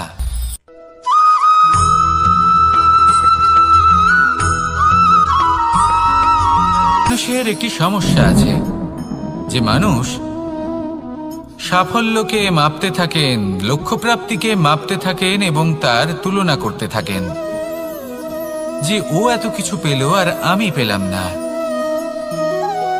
ওর কাছে এত কিছু আছে কিন্তু আমার কাছে নেই। এই তুলনা করার জন্য ওনারা দুঃখী হয়ে পড়েন, নিরাশ হয়ে পড়েন। তাই আমি একটা প্রশ্ন করছি যে এটা কি উচিত? এই সংসারে আপনি কি নিয়ে তুলনা করবেন, যেখানে সূর্যদেব চন্দ্রমা দুজনেই আছেন, দুজনেই হলেন বিশেষ, দুজনেই নিজ নিজ সময়ে উদিত হন। এদের মধ্যে একজন না থাকলে তাহলে আমাদের জীবন কঠিন হয়ে পড়বে। ঠিক সেইভাবেই আপনি যদি একটা বড় রেখা অঙ্কন করেন, তাহলে অন্য রেখাটি ছোট হয়ে পড়ে না, সে তেমনই থাকে যেমনটা সে ছিল। আপনার অস্তিত্ব কখনো ছোট বা বড় হতে পারে না। শুধু তুলনা করার জন্য আপনার এটা মনে হতে পারে। যদি আপনি যুদ্ধ করতে চান, আপনার তলোয়ারের প্রয়োজন পড়বে। যদি বস্ত্র তৈরি করতে চান, এত বড় তলোয়ার দিয়ে কিছুই হবে না, তখন প্রয়োজন পড়বে একটা ছোট্ট সূচের। তাই তুলনা করবেন না। না নিজেকে ছোট মনে করবেন না অন্য কাউকে। সবার সাথে সহযোগিতা করুন, আর যদি তুলনা করতেই হয় নিজের সাথে করুন, যে কাল আমি কেমন ব্যক্তি ছিলাম, আজ কি তার থেকে শ্রেষ্ঠ হয়ে উঠতে পেরেছি। ভেবে দেখুন ভবিষ্যতে গিয়ে আপনি কতটা শ্রেষ্ঠ ব্যক্তি হতে পারেন। আসুন আমার সাথে ভালোবেসে বলুন, রাধা রাধা।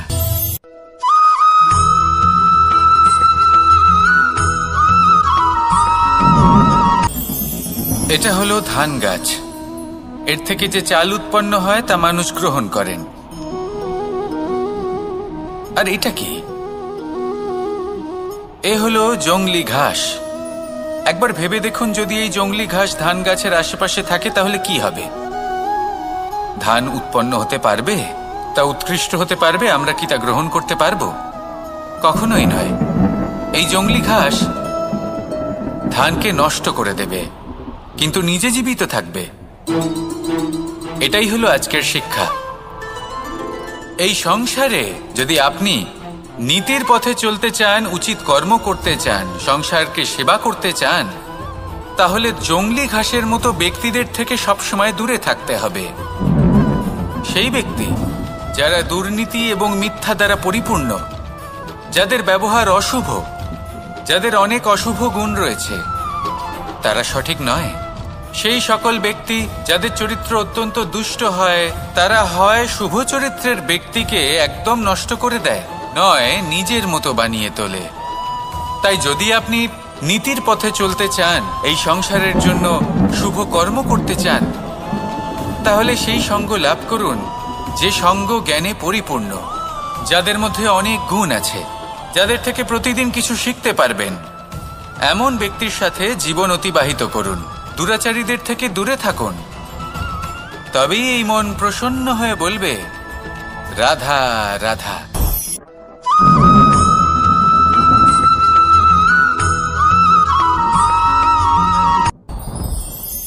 সাথী। সাথী এই শব্দটির ব্যাখ্যা কে কিভাবে করে? মিত্র, সখা, বন্ধু। কিন্তু অর্থ একটাই, তিনি যিনি আপনার সঙ্গী হন আর তিনি যার সাথী আপনি হন। এবার সব থেকে বড় প্রশ্ন হলো এটাই যে তিনি কে হতে পারেন যাকে আপনি আপনার সাথী বলে মেনে নিতে পারেন, নিজের সখা, নিজের মিত্র, নিজের বন্ধু মেনে নিতে পারেন। আপনার সাথী হলেন তিনি যিনি দুঃখের সময় আপনার পাশে থাকবেন, আপনার হাত ধরে থাকবেন। আপনার সাথী হলেন তিনি যার হাত আপনি নিজের সুখের দিনে ধরে থাকবেন। সেই সাথীরই হাত ধরুন যিনি দুঃখে সবসময় আপনাকে সাহায্য করার জন্য তৎপর হয়ে থাকেন, আপনার পাশে থাকেন, আর যাকে সুখের দিনে আপনি আপনার সাথে রাখতে পারেন। আর যখন আপনার সাথে আপনার এই সাথী থাকবে, তখন আপনি এটা বুঝবেন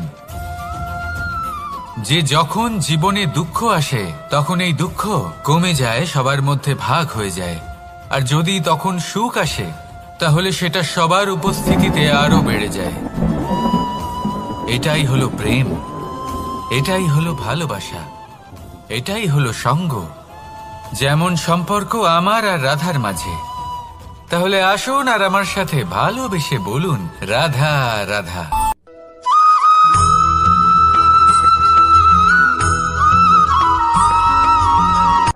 কথায় আছে, অন্ধকারে প্রদীপ প্রজ্বলিত করলে চতুর্দিক আলোকিত হয়। কিন্তু যদি এই প্রদীপ আমি সূর্যের আলোর সম্মুখে সকালবেলায় প্রজ্বলিত করে রেখে দিই, তাহলে কি হবে?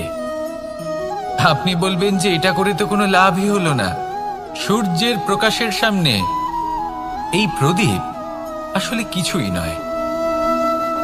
এবার এই চিন্তা ভাবনা প্রত্যেক দিন করতে হবে, আর একটা অমূল্য শিক্ষা পেতে হবে।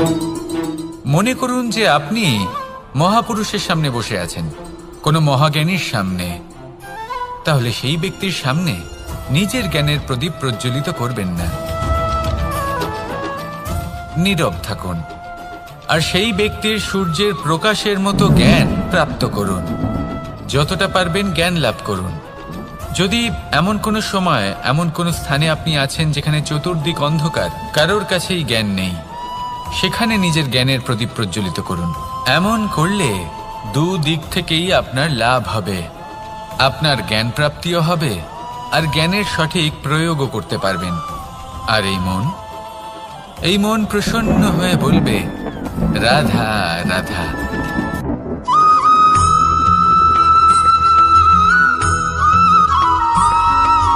প্রত্যেক মানুষ নিজের জীবনে হীরক তথা হীরে এবং দর্পণ এই দুই দেখেছেন। এই দুই হলো সাদা এবং এরা দুজনেই আলোর প্রতিফলন ঘটায় এবং এরা দুজনেই উজ্জ্বল হয়ে ওঠে। আপনি হয়তো মনে মনে ভাবছেন যে এটা কি ধরনের তুলনা করছি। একটা হীরে তো রত্ন, তার মূল্য দর্পণের থেকে অনেক গুণ বেশি। কিন্তু হীরে থাকাতে দর্পণের মূল্য কিন্তু কোনো অংশে কমে যায় না, তাই না? মানুষ যখন হীরে নিজের হাতে নেয় তখন সবার আগে কি খোঁজে? দর্পণ, যাতে তার মধ্যে দিয়ে দেখে সে বুঝতে পারে যে সেই হীরে আদৌ তার শোভাবর্ধন করছে কিনা, তাকে ভালো দেখাচ্ছে কিনা, প্রসাধনের জন্য সেটা ব্যবহার করা ঠিক হবে কিনা। অর্থাৎ হীরের উপস্থিতিতে দর্পণের গুরুত্ব কম হলো না, দর্পণের কারণে হীরের মূল্য বোঝা গেল। আমাদের জীবনেও ঠিক এরকমই ঘটে।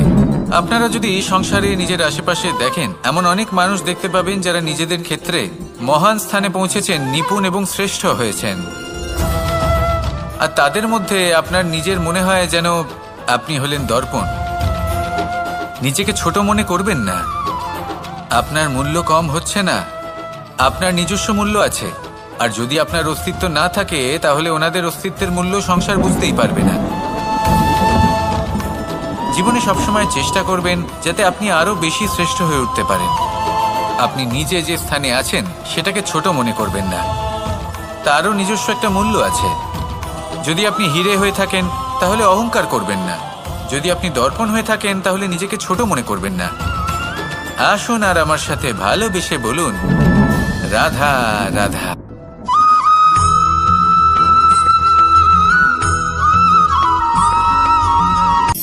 শক্তি, শক্তি অর্জন করা এতটা কঠিন নয় যতটা শক্তি লাভ করার পরে সেই শক্তি সামলানো কঠিন হয়। কারণ যেই মানুষ শক্তি লাভ করে তার মনে গর্ববোধ জন্মায়, জন্মায় অহংকার, জন্মায় জেদ।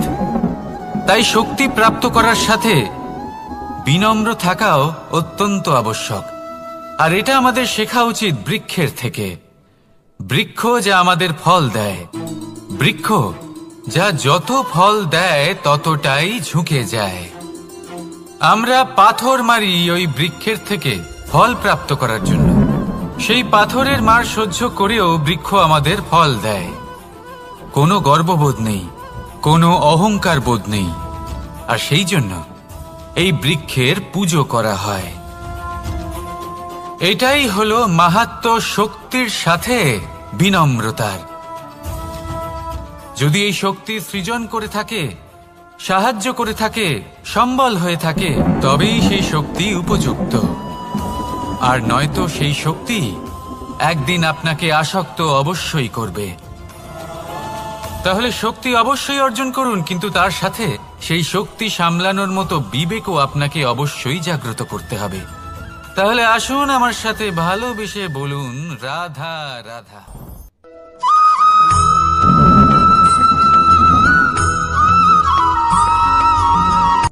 কথায় আছে, অন্ধকারে প্রদীপ প্রজ্বলিত করলে চতুর্দিক আলোকিত হয়। কিন্তু যদি এই প্রদীপ আমি সূর্যের আলোর সম্মুখে সকালবেলায় প্রজ্বলিত করে রেখে দিই, তাহলে কি হবে? আপনি বলবেন যে এটা করে তো কোনো লাভই হলো না। সূর্যের প্রকাশের সামনে এই প্রদীপ আসলে কিছুই নয়। এবার এই চিন্তা ভাবনা প্রত্যেক দিন করতে হবে, আর একটা অমূল্য শিক্ষা পেতে হবে। মনে করুন যে আপনি মহাপুরুষের সামনে বসে আছেন, কোনো মহাজ্ঞানীর সামনে। তাহলে সেই ব্যক্তির সামনে নিজের জ্ঞানের প্রদীপ প্রজ্বলিত করবেন না, নীরব থাকুন।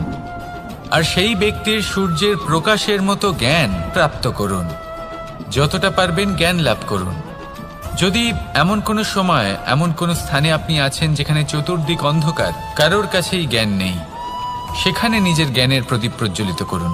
এমন করলে দুদিক থেকেই আপনার লাভ হবে। আপনার জ্ঞান প্রাপ্তিও হবে আর জ্ঞানের সঠিক প্রয়োগও করতে পারবেন। আর এই মন প্রসন্ন হয়ে বলবে, রাধা রাধা।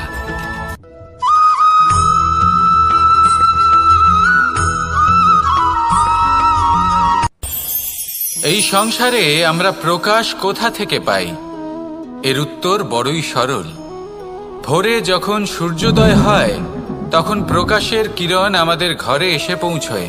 এইভাবেই আমরা প্রকাশ লাভ করি। এবার এই প্রকাশের আলোতেই আমরা সারাদিনের কাজ সম্পন্ন করি। সন্ধে হয়ে যায়, সূর্যাস্তও হয়ে যায়। আর আমাদের ঘর যাতে অন্ধকার না হয় তার জন্য আমরা একটা প্রদীপ প্রজ্বলিত করি। এটাই ঘটে আমাদের জীবনেও। এবার প্রবাহমান আয়ুর সাথে আমরা আমাদের অন্তরে যদি একটা প্রদীপ প্রজ্বলিত করে নিই তাহলে বিষয়টাই অন্যরকম হবে। এবার আপনি বলবেন কোন প্রকাশের কথা বলছি যা আমাদের অন্তরে জাগ্রত করা সম্ভব? আমাদের আত্মার মাঝে প্রেমের প্রকাশ জাগ্রত করার কথা বলছি। কারণ আমাদের এই জীবন এও হলো দিনের আলোর মতো। আজ প্রকাশ আছে কিন্তু কোনোদিন অবশ্যই অস্ত হবে। কিন্তু অস্ত হবার আগে যদি আমরা আমাদের আত্মার মাঝে প্রেমের এই প্রকাশ উজ্জ্বলিত করে নিই তাহলে আমাদের সন্ধ্যাকালও আমরা আনন্দে এবং প্রেমে যাপন করব।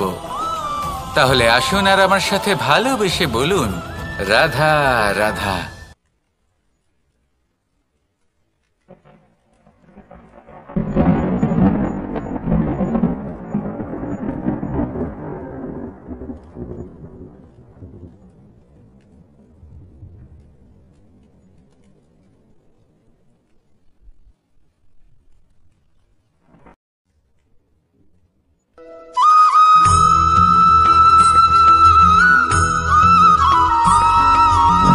কথায় আছে যে এমন কোনো অক্ষর নেই যার দ্বারা কোনো মন্ত্র হয় না। এমন কোনো বনস্পতি নেই যা নিজেই একটা ঔষধি নয়। পৃথিবীর এমন কোনো ব্যক্তি নেই যার মধ্যে কোনো যোগ্যতা থাকে না। শুধু প্রয়োজন হলো যে ব্যক্তিকে আমরা খুঁজে চলেছি তাকে সঠিকভাবে চিনে নেওয়া। যদি তার যোগ্যতা, তার বিশেষত্ব আমরা বুঝতেই না পারি তাহলে আর লাভ কি রইল? এই সংসারে এমন অনেক ব্যক্তি রয়েছেন যারা ছোট ছোট অসফলতার কারণে আপনাকে এটা বলে দেবে যে আপনি কোনো কাজের নন, আপনি হলেন মূর্খ, আপনি কিছুই করতে পারবেন না। এইসব কথায় কখনোই বিশ্বাস করবেন না। কারণ আপনি এবং প্রত্যেকটি জীব এই পরমাত্মা এবং এই প্রকৃতির সৃষ্টি যা অত্যন্ত বিশেষ। যদি আপনাকে উদাহরণ দিই তাহলে একদিকে আছে তরোয়াল, একটা বড় লম্বা তরোয়াল যার দ্বারা যুদ্ধ করা যায়, জয়লাভ করা যায়। আর অন্যদিকে রয়েছে একটা ছোট্ট সূচ। কিন্তু যে কাজ একটা ছোট্ট সূচ করতে পারে তা একটা তরোয়াল দ্বারা সম্ভব নয়। এর অর্থ হলো এটাই যে প্রত্যেকটা রচনা অত্যন্ত অমূল্য এবং অত্যন্ত বিশেষ হয়। তাহলে বিশ্বাস রাখুন যে আপনি অত্যন্ত বিশেষ একজন। আর প্রেমের সাথে বলুন, রাধা রাধা।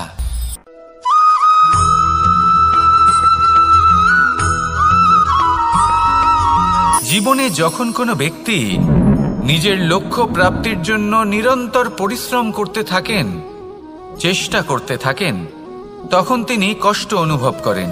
কখনো শারীরিক কষ্ট, কখনো মানসিক কষ্ট।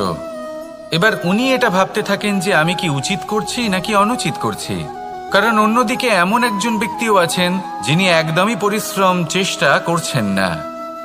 তিনি মদিরা পান করেন, বিলাসিতায় জীবন কাটান, অলস প্রকৃতির হয়ে ওঠেন, নিদ্রাতে বিলীন হয়ে থাকেন আর ভাবেন যে তিনি সুখ লাভ করছেন।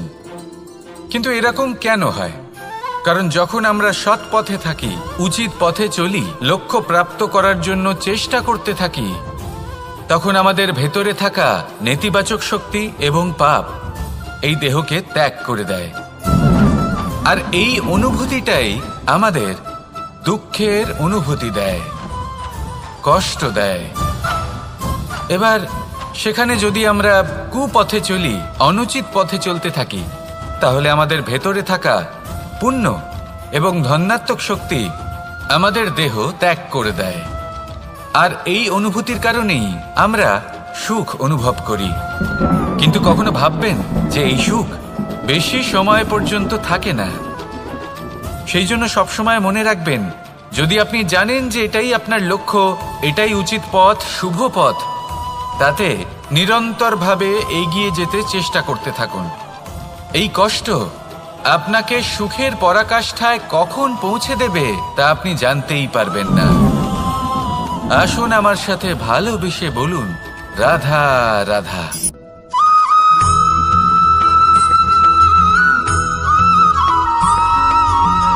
এই দড়িটা দেখুন, ছোট ছোট রেশম দ্বারা তৈরি, এটা সরু সুতো দ্বারা তৈরি হয়েছে এটা, আর এ অত্যন্ত কোমলও বটে। আর আপনি চাইলে এটা সোজাও করে দিতে পারেন, আর চাইলে এটা বেঁকিয়েও দিতে পারেন, আর যদি চান তাহলে এটা গোল গোল করে বেঁধে কোথাও রেখেও দিতে পারেন। এবার এই কোমল দড়ি যদি কোনো নিষ্ঠুর কঠিন পাথরে বারংবার জড়িয়ে দেওয়া হয়, তাহলেও তাকেও কাটতে পারে, নিজের ছাপ ছেড়ে যেতে পারে, সেটার আকারও বদলে ফেলতে পারে। এবার এর কারণ কি? এর কারণ হলো অভ্যাস আর নিরন্তর প্রচেষ্টা। যদি আপনিও চেষ্টা করেন আর নিরন্তর কর্ম করে যান, তাহলে আপনার প্রারব্ধ পাথরের মতো কঠিনই হোক না কেন, তাতে ভাঙন ধরিয়েও আপনি নিজের লক্ষ্যে অবশ্যই পৌঁছতে পারবেন। একটা গুরুত্বপূর্ণ কথা মনে রাখবেন, সুকর্মের অভ্যাস আর নিরন্তর প্রয়াস, এই হলো সাফল্যের মন্ত্র। তাহলে জীবনে এই মন্ত্র আনুন আর আমার সাথে ভালোবেসে বলুন, রাধা রাধা।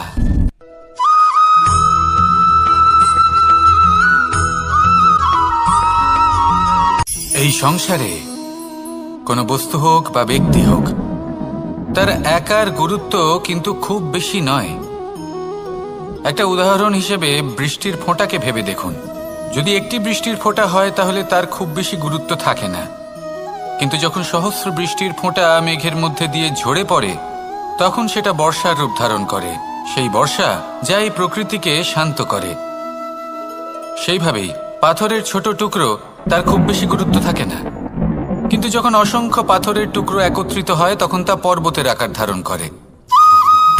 সেইভাবেই কিছু মানুষ যখন একত্রিত হন তখন তৈরি হয় পরিবার, কিছু পরিবার যখন একত্রিত হয় তখন তৈরি হয় সমাজ, যখন অনেক সংখ্যক সমাজ একত্রিত হয় তখন তৈরি হয় রাজ্য।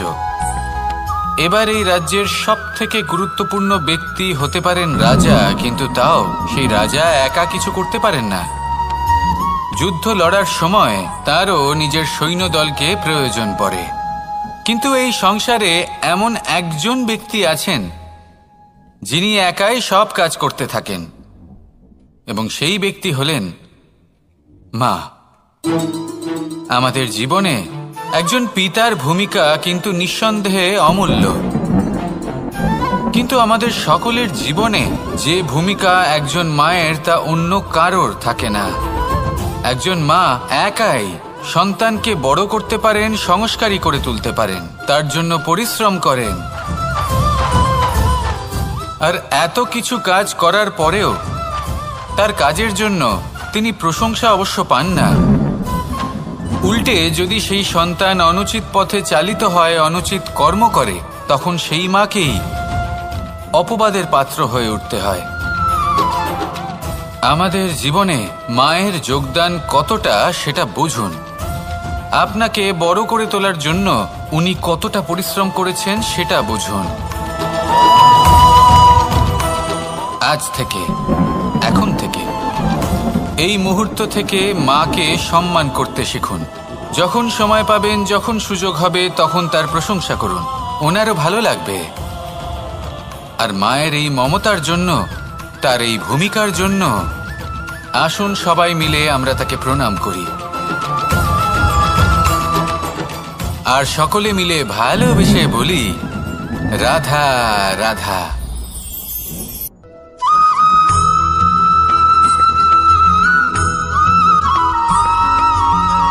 আপনি কখনো কোনো বাজকে নিজের বাসা বানাতে দেখেছেন? এই বাজ যখনই কোনো বাসা বানায় তখন উঁচু গাছের ডালে বা কোনো পর্বতের শিখরে বাসা বানায়, অনেক উচ্চতায়, আর সেখানে তার সন্তানও জন্মগ্রহণ করে। যখন এই সন্তানেরা জন্মায় তখন এই বাজ খুবই ভালোবেসে এবং খুব সাবধানে এদের পালন পোষণ করে। নিজের ঠোঁট দিয়ে তাদের ঠোঁটে খাবার পরিবেশন করে। কিন্তু যেই সেই সন্তানেরা হৃষ্টপুষ্ট হয়ে যায় এবং সেই কথা বাজ নিজে বুঝতে পেরে যায়, সেই বাজ নিজেই সেই বাসা ছিন্ন ভিন্ন করে দেয়। সেই সন্তান যাদের সবেমাত্র ডানা গজিয়েছে, কিভাবে উড়তে হয় তারা জানে না, সেই সন্তানগুলিকে উচ্চতা থেকে ঠেলে দেয়। সেই সন্তান প্রথমে ভয়ভীত হয়ে যায়। তারা সামনে মৃত্যুকে দেখতে পেয়ে ভয়ের কারণে তাদের ডানা ঝাপটাতে থাকে, আর সেই প্রক্রিয়াতেই সেই সন্তানগুলি উড়তে শুরু করে দেয়। এবার এই ঘটনায় আমরা কি শিক্ষা পেতে পারি? এটাই, যদি আপনি মাতা পিতা হন তাহলে নিজের সন্তানকে অবশ্যই স্নেহ করুন, কিন্তু তাদেরকে নিজের আঁচলের তলায় বেঁধে রাখবেন না। যদি আপনি চান আপনার সন্তান জীবনে উন্নতি করুক, তাহলে নিজের মুঠো থেকে তাদের স্বতন্ত্র করে দিন। এই সংসারে সংঘর্ষ করতে দিন। সেই সন্তান নিজেই বুঝতে পারবে যে জন্মের সময় পাওয়া ডানা কি করে ব্যবহার করতে হয়। আর আপনার চোখের সামনে আপনার সন্তান এই আকাশে উড়তে থাকবে। তাহলে আসুন আমার সাথে ভালোবেসে বলুন, রাধা রাধা।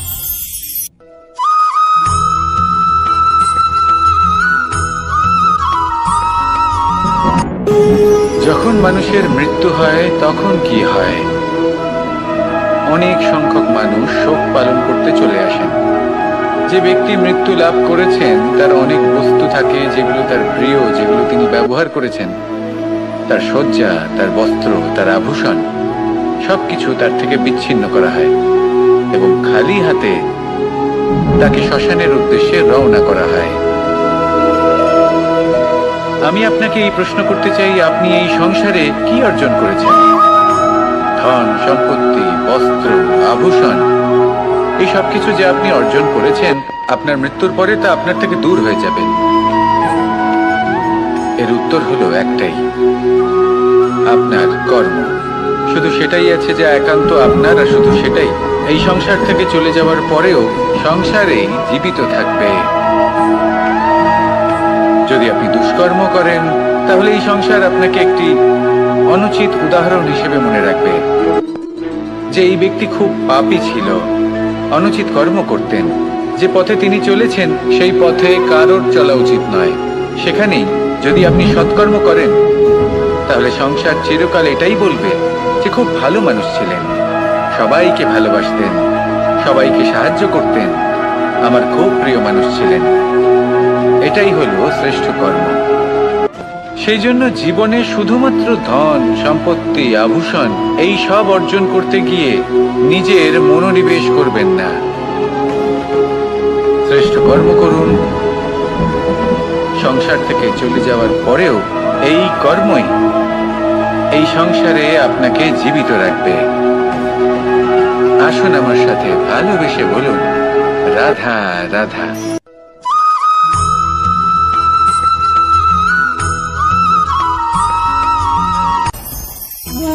ভোজন। এবার ভোজন সংগ্রহ করার জন্য মানুষ কি না করেন, সব সময় চেষ্টা করতে থাকেন। ফসল উৎপাদনের জন্য অনেক পরিশ্রম করতে থাকেন, কিন্তু অনেক সময় অনেক পরিশ্রম করার পরেও ফসল ভালো উৎপাদন হয় না। এর কারণ কি? কারণ হলো এটাই যে আপনি পরিশ্রম হয়তো অনেক করেছেন, কিন্তু আপনার নজর তো সেই বীজের দিকে ছিলই না যা আপনি রোপণ করেছেন।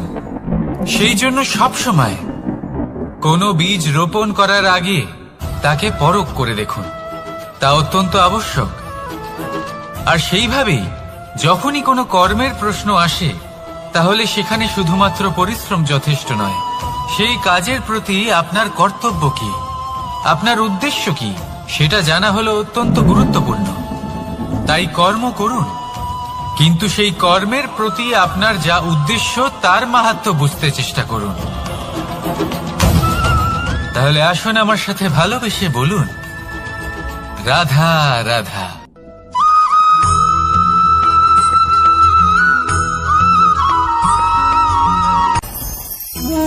ভোজন।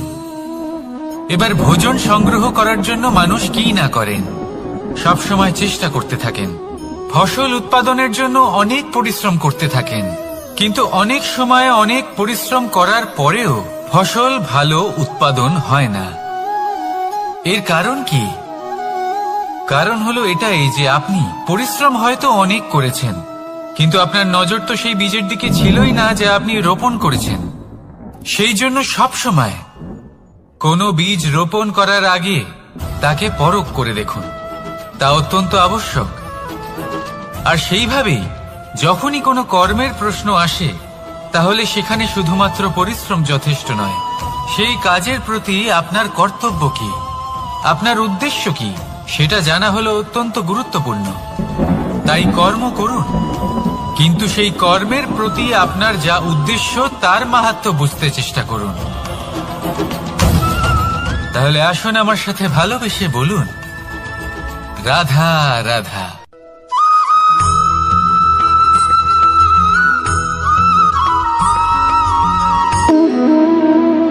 সম্পর্ক হলো আমাদের জীবনের একটি আধার। কিছু সম্পর্ক এমন যা আমরা জন্মসূত্রে লাভ করি, যেমন পরিবার, মা, বাবা। কিছু সম্পর্ক আছে যা আমরা জীবনে অর্জন করে থাকি, তা সে প্রেমের হোক, স্নেহের হোক বা বন্ধুত্বের। এই সকল সম্পর্ক লাভ করার বা গড়ে তোলার 5টি ধাপ রয়েছে। প্রথম ধাপ, কোনো ব্যক্তির সাথে আলাপ হওয়া, তার সাথে কথা বলা বা তাকে দেখা। দ্বিতীয় ধাপ, সে ব্যক্তিকে আমাদের ভালো লাগা। তৃতীয় ধাপ, আমাদের এটা চাইতে শুরু করা যে জীবনে এই ব্যক্তি যেন আমাদের বন্ধু হন, আমাদের জীবনে থাকেন, বা আমাদের কাউকে ভালোবেসে ফেলা। আর এটা আমাদের ভাবা বা চাওয়া যে সেই ব্যক্তি যেন আজীবন আমার সাথে থাকেন, আমার জীবনে আমার সাথী হয়ে। চতুর্থ ধাপ, লাভ করা। এবার এই ধাপটি অনেক মানুষের পক্ষেই খুবই সরল হয়, বড়ই সরল ভাবে নিজেদের সঙ্গীকে লাভ করে থাকেন। কিছু মানুষের জন্য এই ধাপ অত্যন্ত কঠিন হয়ে থাকে। অনেক প্রতিকূল পরিস্থিতির উপর জয়লাভ করে তারা সঙ্গীকে লাভ করেন, কিন্তু লাভ অবশ্যই করেন। এরপরে আসে পঞ্চম, অন্তিম এবং সব থেকে গুরুত্বপূর্ণ ধাপ। সেটা হলো সেই সম্পর্ক পালন করা। এটা হলো এমন এক বিষয় যা প্রত্যেক মানুষের শেখা উচিত। যদি ব্যক্তি নিজের জীবনে সম্পর্ক রক্ষা করতে শিখে যান, তবে প্রত্যেক সম্পর্ক তার জীবনকে স্বর্গ করে তুলবে। আসুন আর আমার সাথে ভালোবেসে বলুন, রাধা রাধা।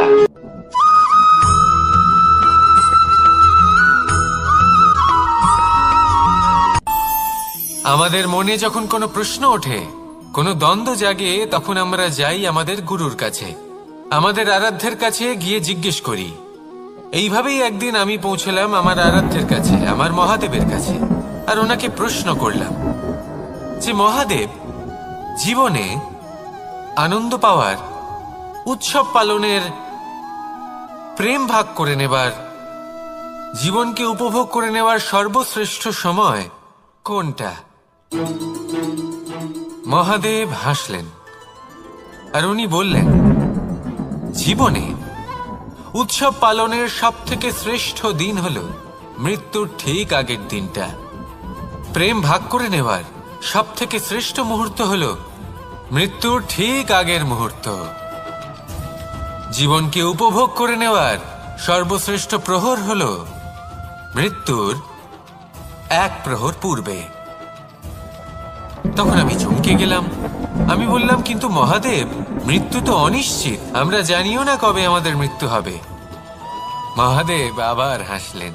উনি বললেন যে যদি আমরা এভাবে জীবন কাটাই যে আমরা জীবনের প্রত্যেক দিন, প্রত্যেক মুহূর্ত, প্রত্যেক প্রহর শেষ বলে মনে করি, তাহলে আমাদের সমস্ত জীবন আনন্দের সাথেই অতিবাহিত হবে। কি বলেন?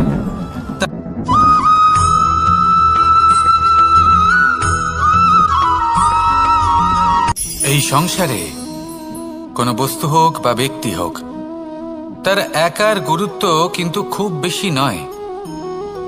একটা উদাহরণ হিসেবে বৃষ্টির ফোঁটাকে ভেবে দেখুন। যদি একটি বৃষ্টির ফোঁটা হয় তাহলে তার খুব বেশি গুরুত্ব থাকে না, কিন্তু যখন সহস্র বৃষ্টির ফোঁটা মেঘের মধ্যে দিয়ে ঝরে পড়ে তখন সেটা বর্ষার রূপ ধারণ করে। সেই বর্ষা যা এই প্রকৃতিকে শান্ত করে। সেইভাবেই পাথরের ছোট টুকরো তার খুব বেশি গুরুত্ব থাকে না, কিন্তু যখন অসংখ্য পাথরের টুকরো একত্রিত হয় তখন তা পর্বতের আকার ধারণ করে। সেইভাবেই কিছু মানুষ যখন একত্রিত হন তখন তৈরি হয় পরিবার, কিছু পরিবার যখন একত্রিত হয় তখন তৈরি হয় সমাজ, যখন অনেক সংখ্যক সমাজ একত্রিত হয় তখন তৈরি হয় রাজ্য। এবার এই রাজ্যের সবথেকে গুরুত্বপূর্ণ ব্যক্তি হতে পারেন রাজা, কিন্তু তাও সেই রাজা একা কিছু করতে পারেন না। যুদ্ধ লড়ার সময় তারও নিজের সৈন্যদলকে প্রয়োজন পড়ে। কিন্তু এই সংসারে এমন একজন ব্যক্তি আছেন যিনি একাই সব কাজ করতে থাকেন, এবং সেই ব্যক্তি হলেন মা। আমাদের জীবনে একজন পিতার ভূমিকা কিন্তু নিঃসন্দেহে অমূল্য, কিন্তু আমাদের সকলের জীবনে যে ভূমিকা একজন মায়ের তা অন্য কারোর থাকে না। একজন মা একাই সন্তানকে বড় করতে পারেন, সংস্কারী করে তুলতে পারেন, তার জন্য পরিশ্রম করেন। আর এত কিছু কাজ করার পরেও তার কাজের জন্য তিনি প্রশংসা অবশ্য পান না।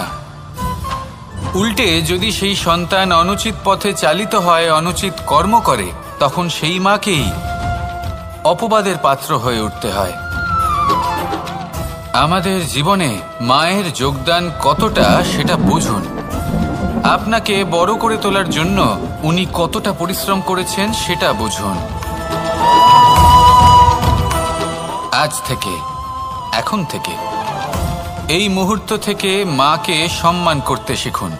যখন সময় পাবেন, যখন সুযোগ হবে, তখন তার প্রশংসা করুন, ওনারও ভালো লাগবে। আর মায়ের এই মমতার জন্য, তার এই ভূমিকার জন্য আসুন সবাই মিলে আমরা তাকে প্রণাম করি, আর সকলে মিলে ভালোবেসে বলি, রাধা রাধা।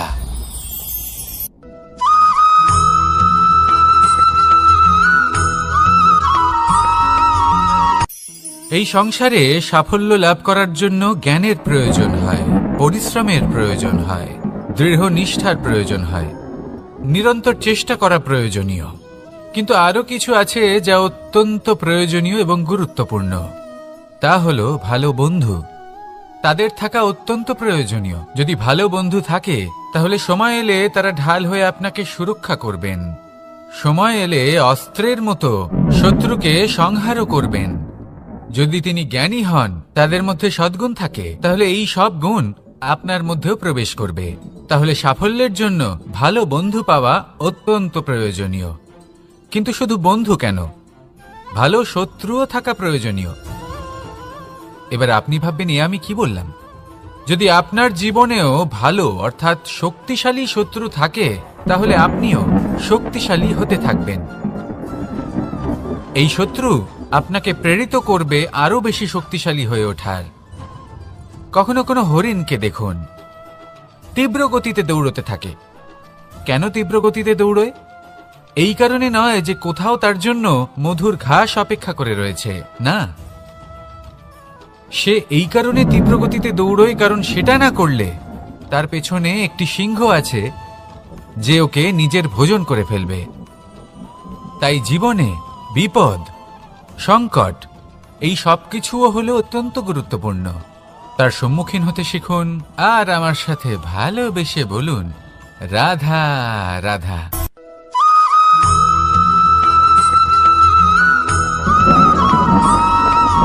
কথায় আছে, প্রত্যেক পুত্র তার পিতার প্রতিচ্ছবি হয়, আর সমস্ত প্রতিচ্ছবি চায় যেন সে তার অস্তিত্ব প্রাপ্ত করতে পারে। পুত্র চায় সে যেন তার পিতার মতো হয়, বা কখনো কখনো তার থেকেও শ্রেষ্ঠ হয়। সেটা কোনো অনুচিত ব্যাপার নয়। অনুচিত তখন হয় যখন পুত্র নিজের পিতার মতো হবার স্বপ্ন পূরণ করতে গিয়ে বা তার থেকেও শ্রেষ্ঠ হওয়ার স্বপ্ন পূরণে অনুচিত পথের আশ্রয় নেয়। কারণ তারপরে সে তার পিতার গুণগুলি আত্মসাৎ করতে চায় না। সে শুধুই এটা চায় যে সংসারের চোখে যেন আমি শ্রেষ্ঠ প্রমাণিত হই। এটা অনুচিত।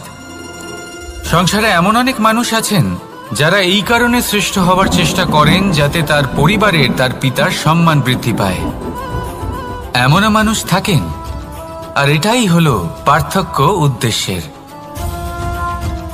মনে রাখবেন, যদি আপনার উদ্দেশ্য শুভ হয় তাহলে পথও শুভ হবে, যদি আপনার উদ্দেশ্য অশুভ হয় তাহলে পথও অশুভ হবে।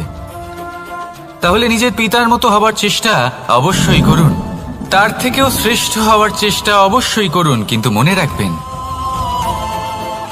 আপনার সংকল্প আর আপনার উদ্দেশ্য এই দুই শুভ হওয়া উচিত।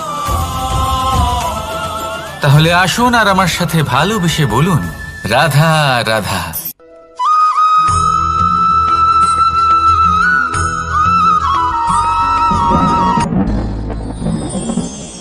শিশিরের বিন্দু পাতার ওপর পড়ে আর তার গায়ে লেগে থাকে। পাতা তাকে শুষে নিতে পারে না, আর শেষ পর্যন্ত সে ঝরে পড়ে যায়। অন্যদিকে রয়েছে মেঘ এবং চাতক। এদের মধ্যে অনেক দূরত্ব থাকে। মেঘ থাকে আকাশে আর চাতক থাকে ধরিত্রীতে। কিন্তু যখন এই মেঘ থেকে বৃষ্টি ঝরে পড়ে, এই চাতক কিন্তু সেই জলই পান করে, নয়তো সে তৃষ্ণার্ত থেকে যায়। এবার অন্যদিকে দেখলাম শিশির বিন্দু আর পাতার এই সম্পর্ক। এরা খুব কাছাকাছি থাকে, ঘনিষ্ঠও থাকে। অন্যদিকে রয়েছে মেঘ এবং চাতকের সম্পর্ক, যাদের মধ্যে অনেক দূরত্ব থাকা সত্ত্বেও তারা খুব ঘনিষ্ঠ, তাই না? এই সারমর্ম খুব সরল। এই নৈকট্য, এই দূরত্ব, তা আপনার সম্পর্কে প্রভাব কিছুতেই ফেলতে পারে না। এই নৈকট্য, এই দূরত্ব, এইসব হলো শুধুমাত্র মনের ব্যাপার। কখনো আপনি অনুভব করেছেন আপনি কারোর থেকে অনেক অনেক দূরে আছেন, অনেক দূরে আছেন, তাও সেই ব্যক্তির প্রতি আপনি টান অনুভব করেন। সেখানে আপনি কারোর সাথে প্রত্যেক দিন অতিবাহিত করেন, সমস্ত জীবন অতিবাহিত করেন, সব থেকে বেশি সময় তার সাথে অতিবাহিত করেন, তাও তার প্রতি সেই টান অনুভব করেন না। এই সংকেত হলো মনের দূরত্বের। তাহলে মনের এই দূরত্ব দূর করুন আর আমার সাথে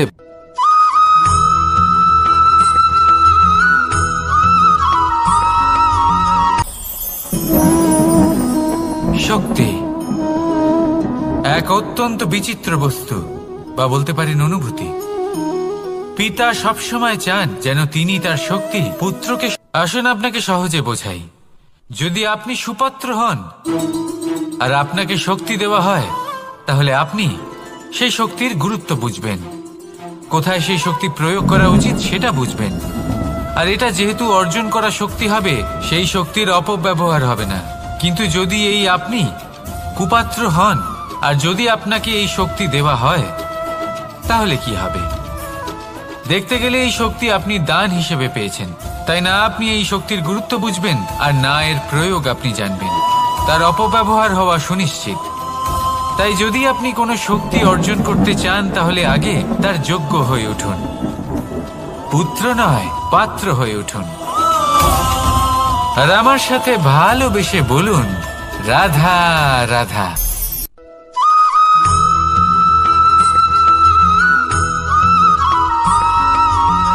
ভালো, শুধু ওনাদের কঠোর ব্যবহার দেখলে আমরা একটু ভয় পেয়ে যাই। এবার ওনাদের এই কঠোর ব্যবহার আমাদের ভালো না লাগলেও অত্যন্ত আবশ্যক, কারণ মাতার থেকে আমরা যে শক্তি লাভ করি তা যেন নিয়ন্ত্রণ হারিয়ে বিধ্বংসী না হয়ে ওঠে। আমরা যেন কোনো কুপথে না চলে যাই, আমরা কখনো যেন দোষ না করে ফেলি। শুধু সেই জন্য পিতা এবং গুরু একটু কঠোর হয়ে ওঠেন, এবং ওনাদের এই কঠোর আচরণ ভবিষ্যতে গিয়ে আমরা অবশ্যই বুঝতে পারি। জীবনে কিছু বছর আমরা এগিয়ে যাই আর তারপর আমরা বুঝতে পারি যে বাবা এবং গুরু আমাদের যথেষ্ট ভালোবাসতেন, কিন্তু ওনাদের ভালোবাসার বহিঃপ্রকাশ আলাদা।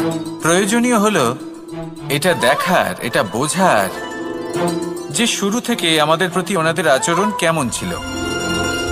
ওনাদের কঠোর হওয়ার পেছনে ওনাদের ভালোবাসাটা বোঝার চেষ্টা করুন, ওনাদের চিন্তাটা বোঝার চেষ্টা করুন, ওনাদের পথপ্রদর্শনের আড়ালে আপনার ভবিষ্যতের জন্য যে পরিকল্পনা ওনারা করেছেন সেটা বোঝার চেষ্টা করুন। তখন আপনারা বুঝতে পারবেন ওনাদের ভালোবাসাকে। আপনার মনের মধ্যে আপনা থেকেই ওনাদের প্রতি সম্মান জেগে উঠবে। নিজের পিতা এবং নিজের গুরু এই দুজনের প্রতি কৃতজ্ঞতা প্রকাশ করুন আর আমার সাথে ভালোবেসে বলুন, রাধা রাধা।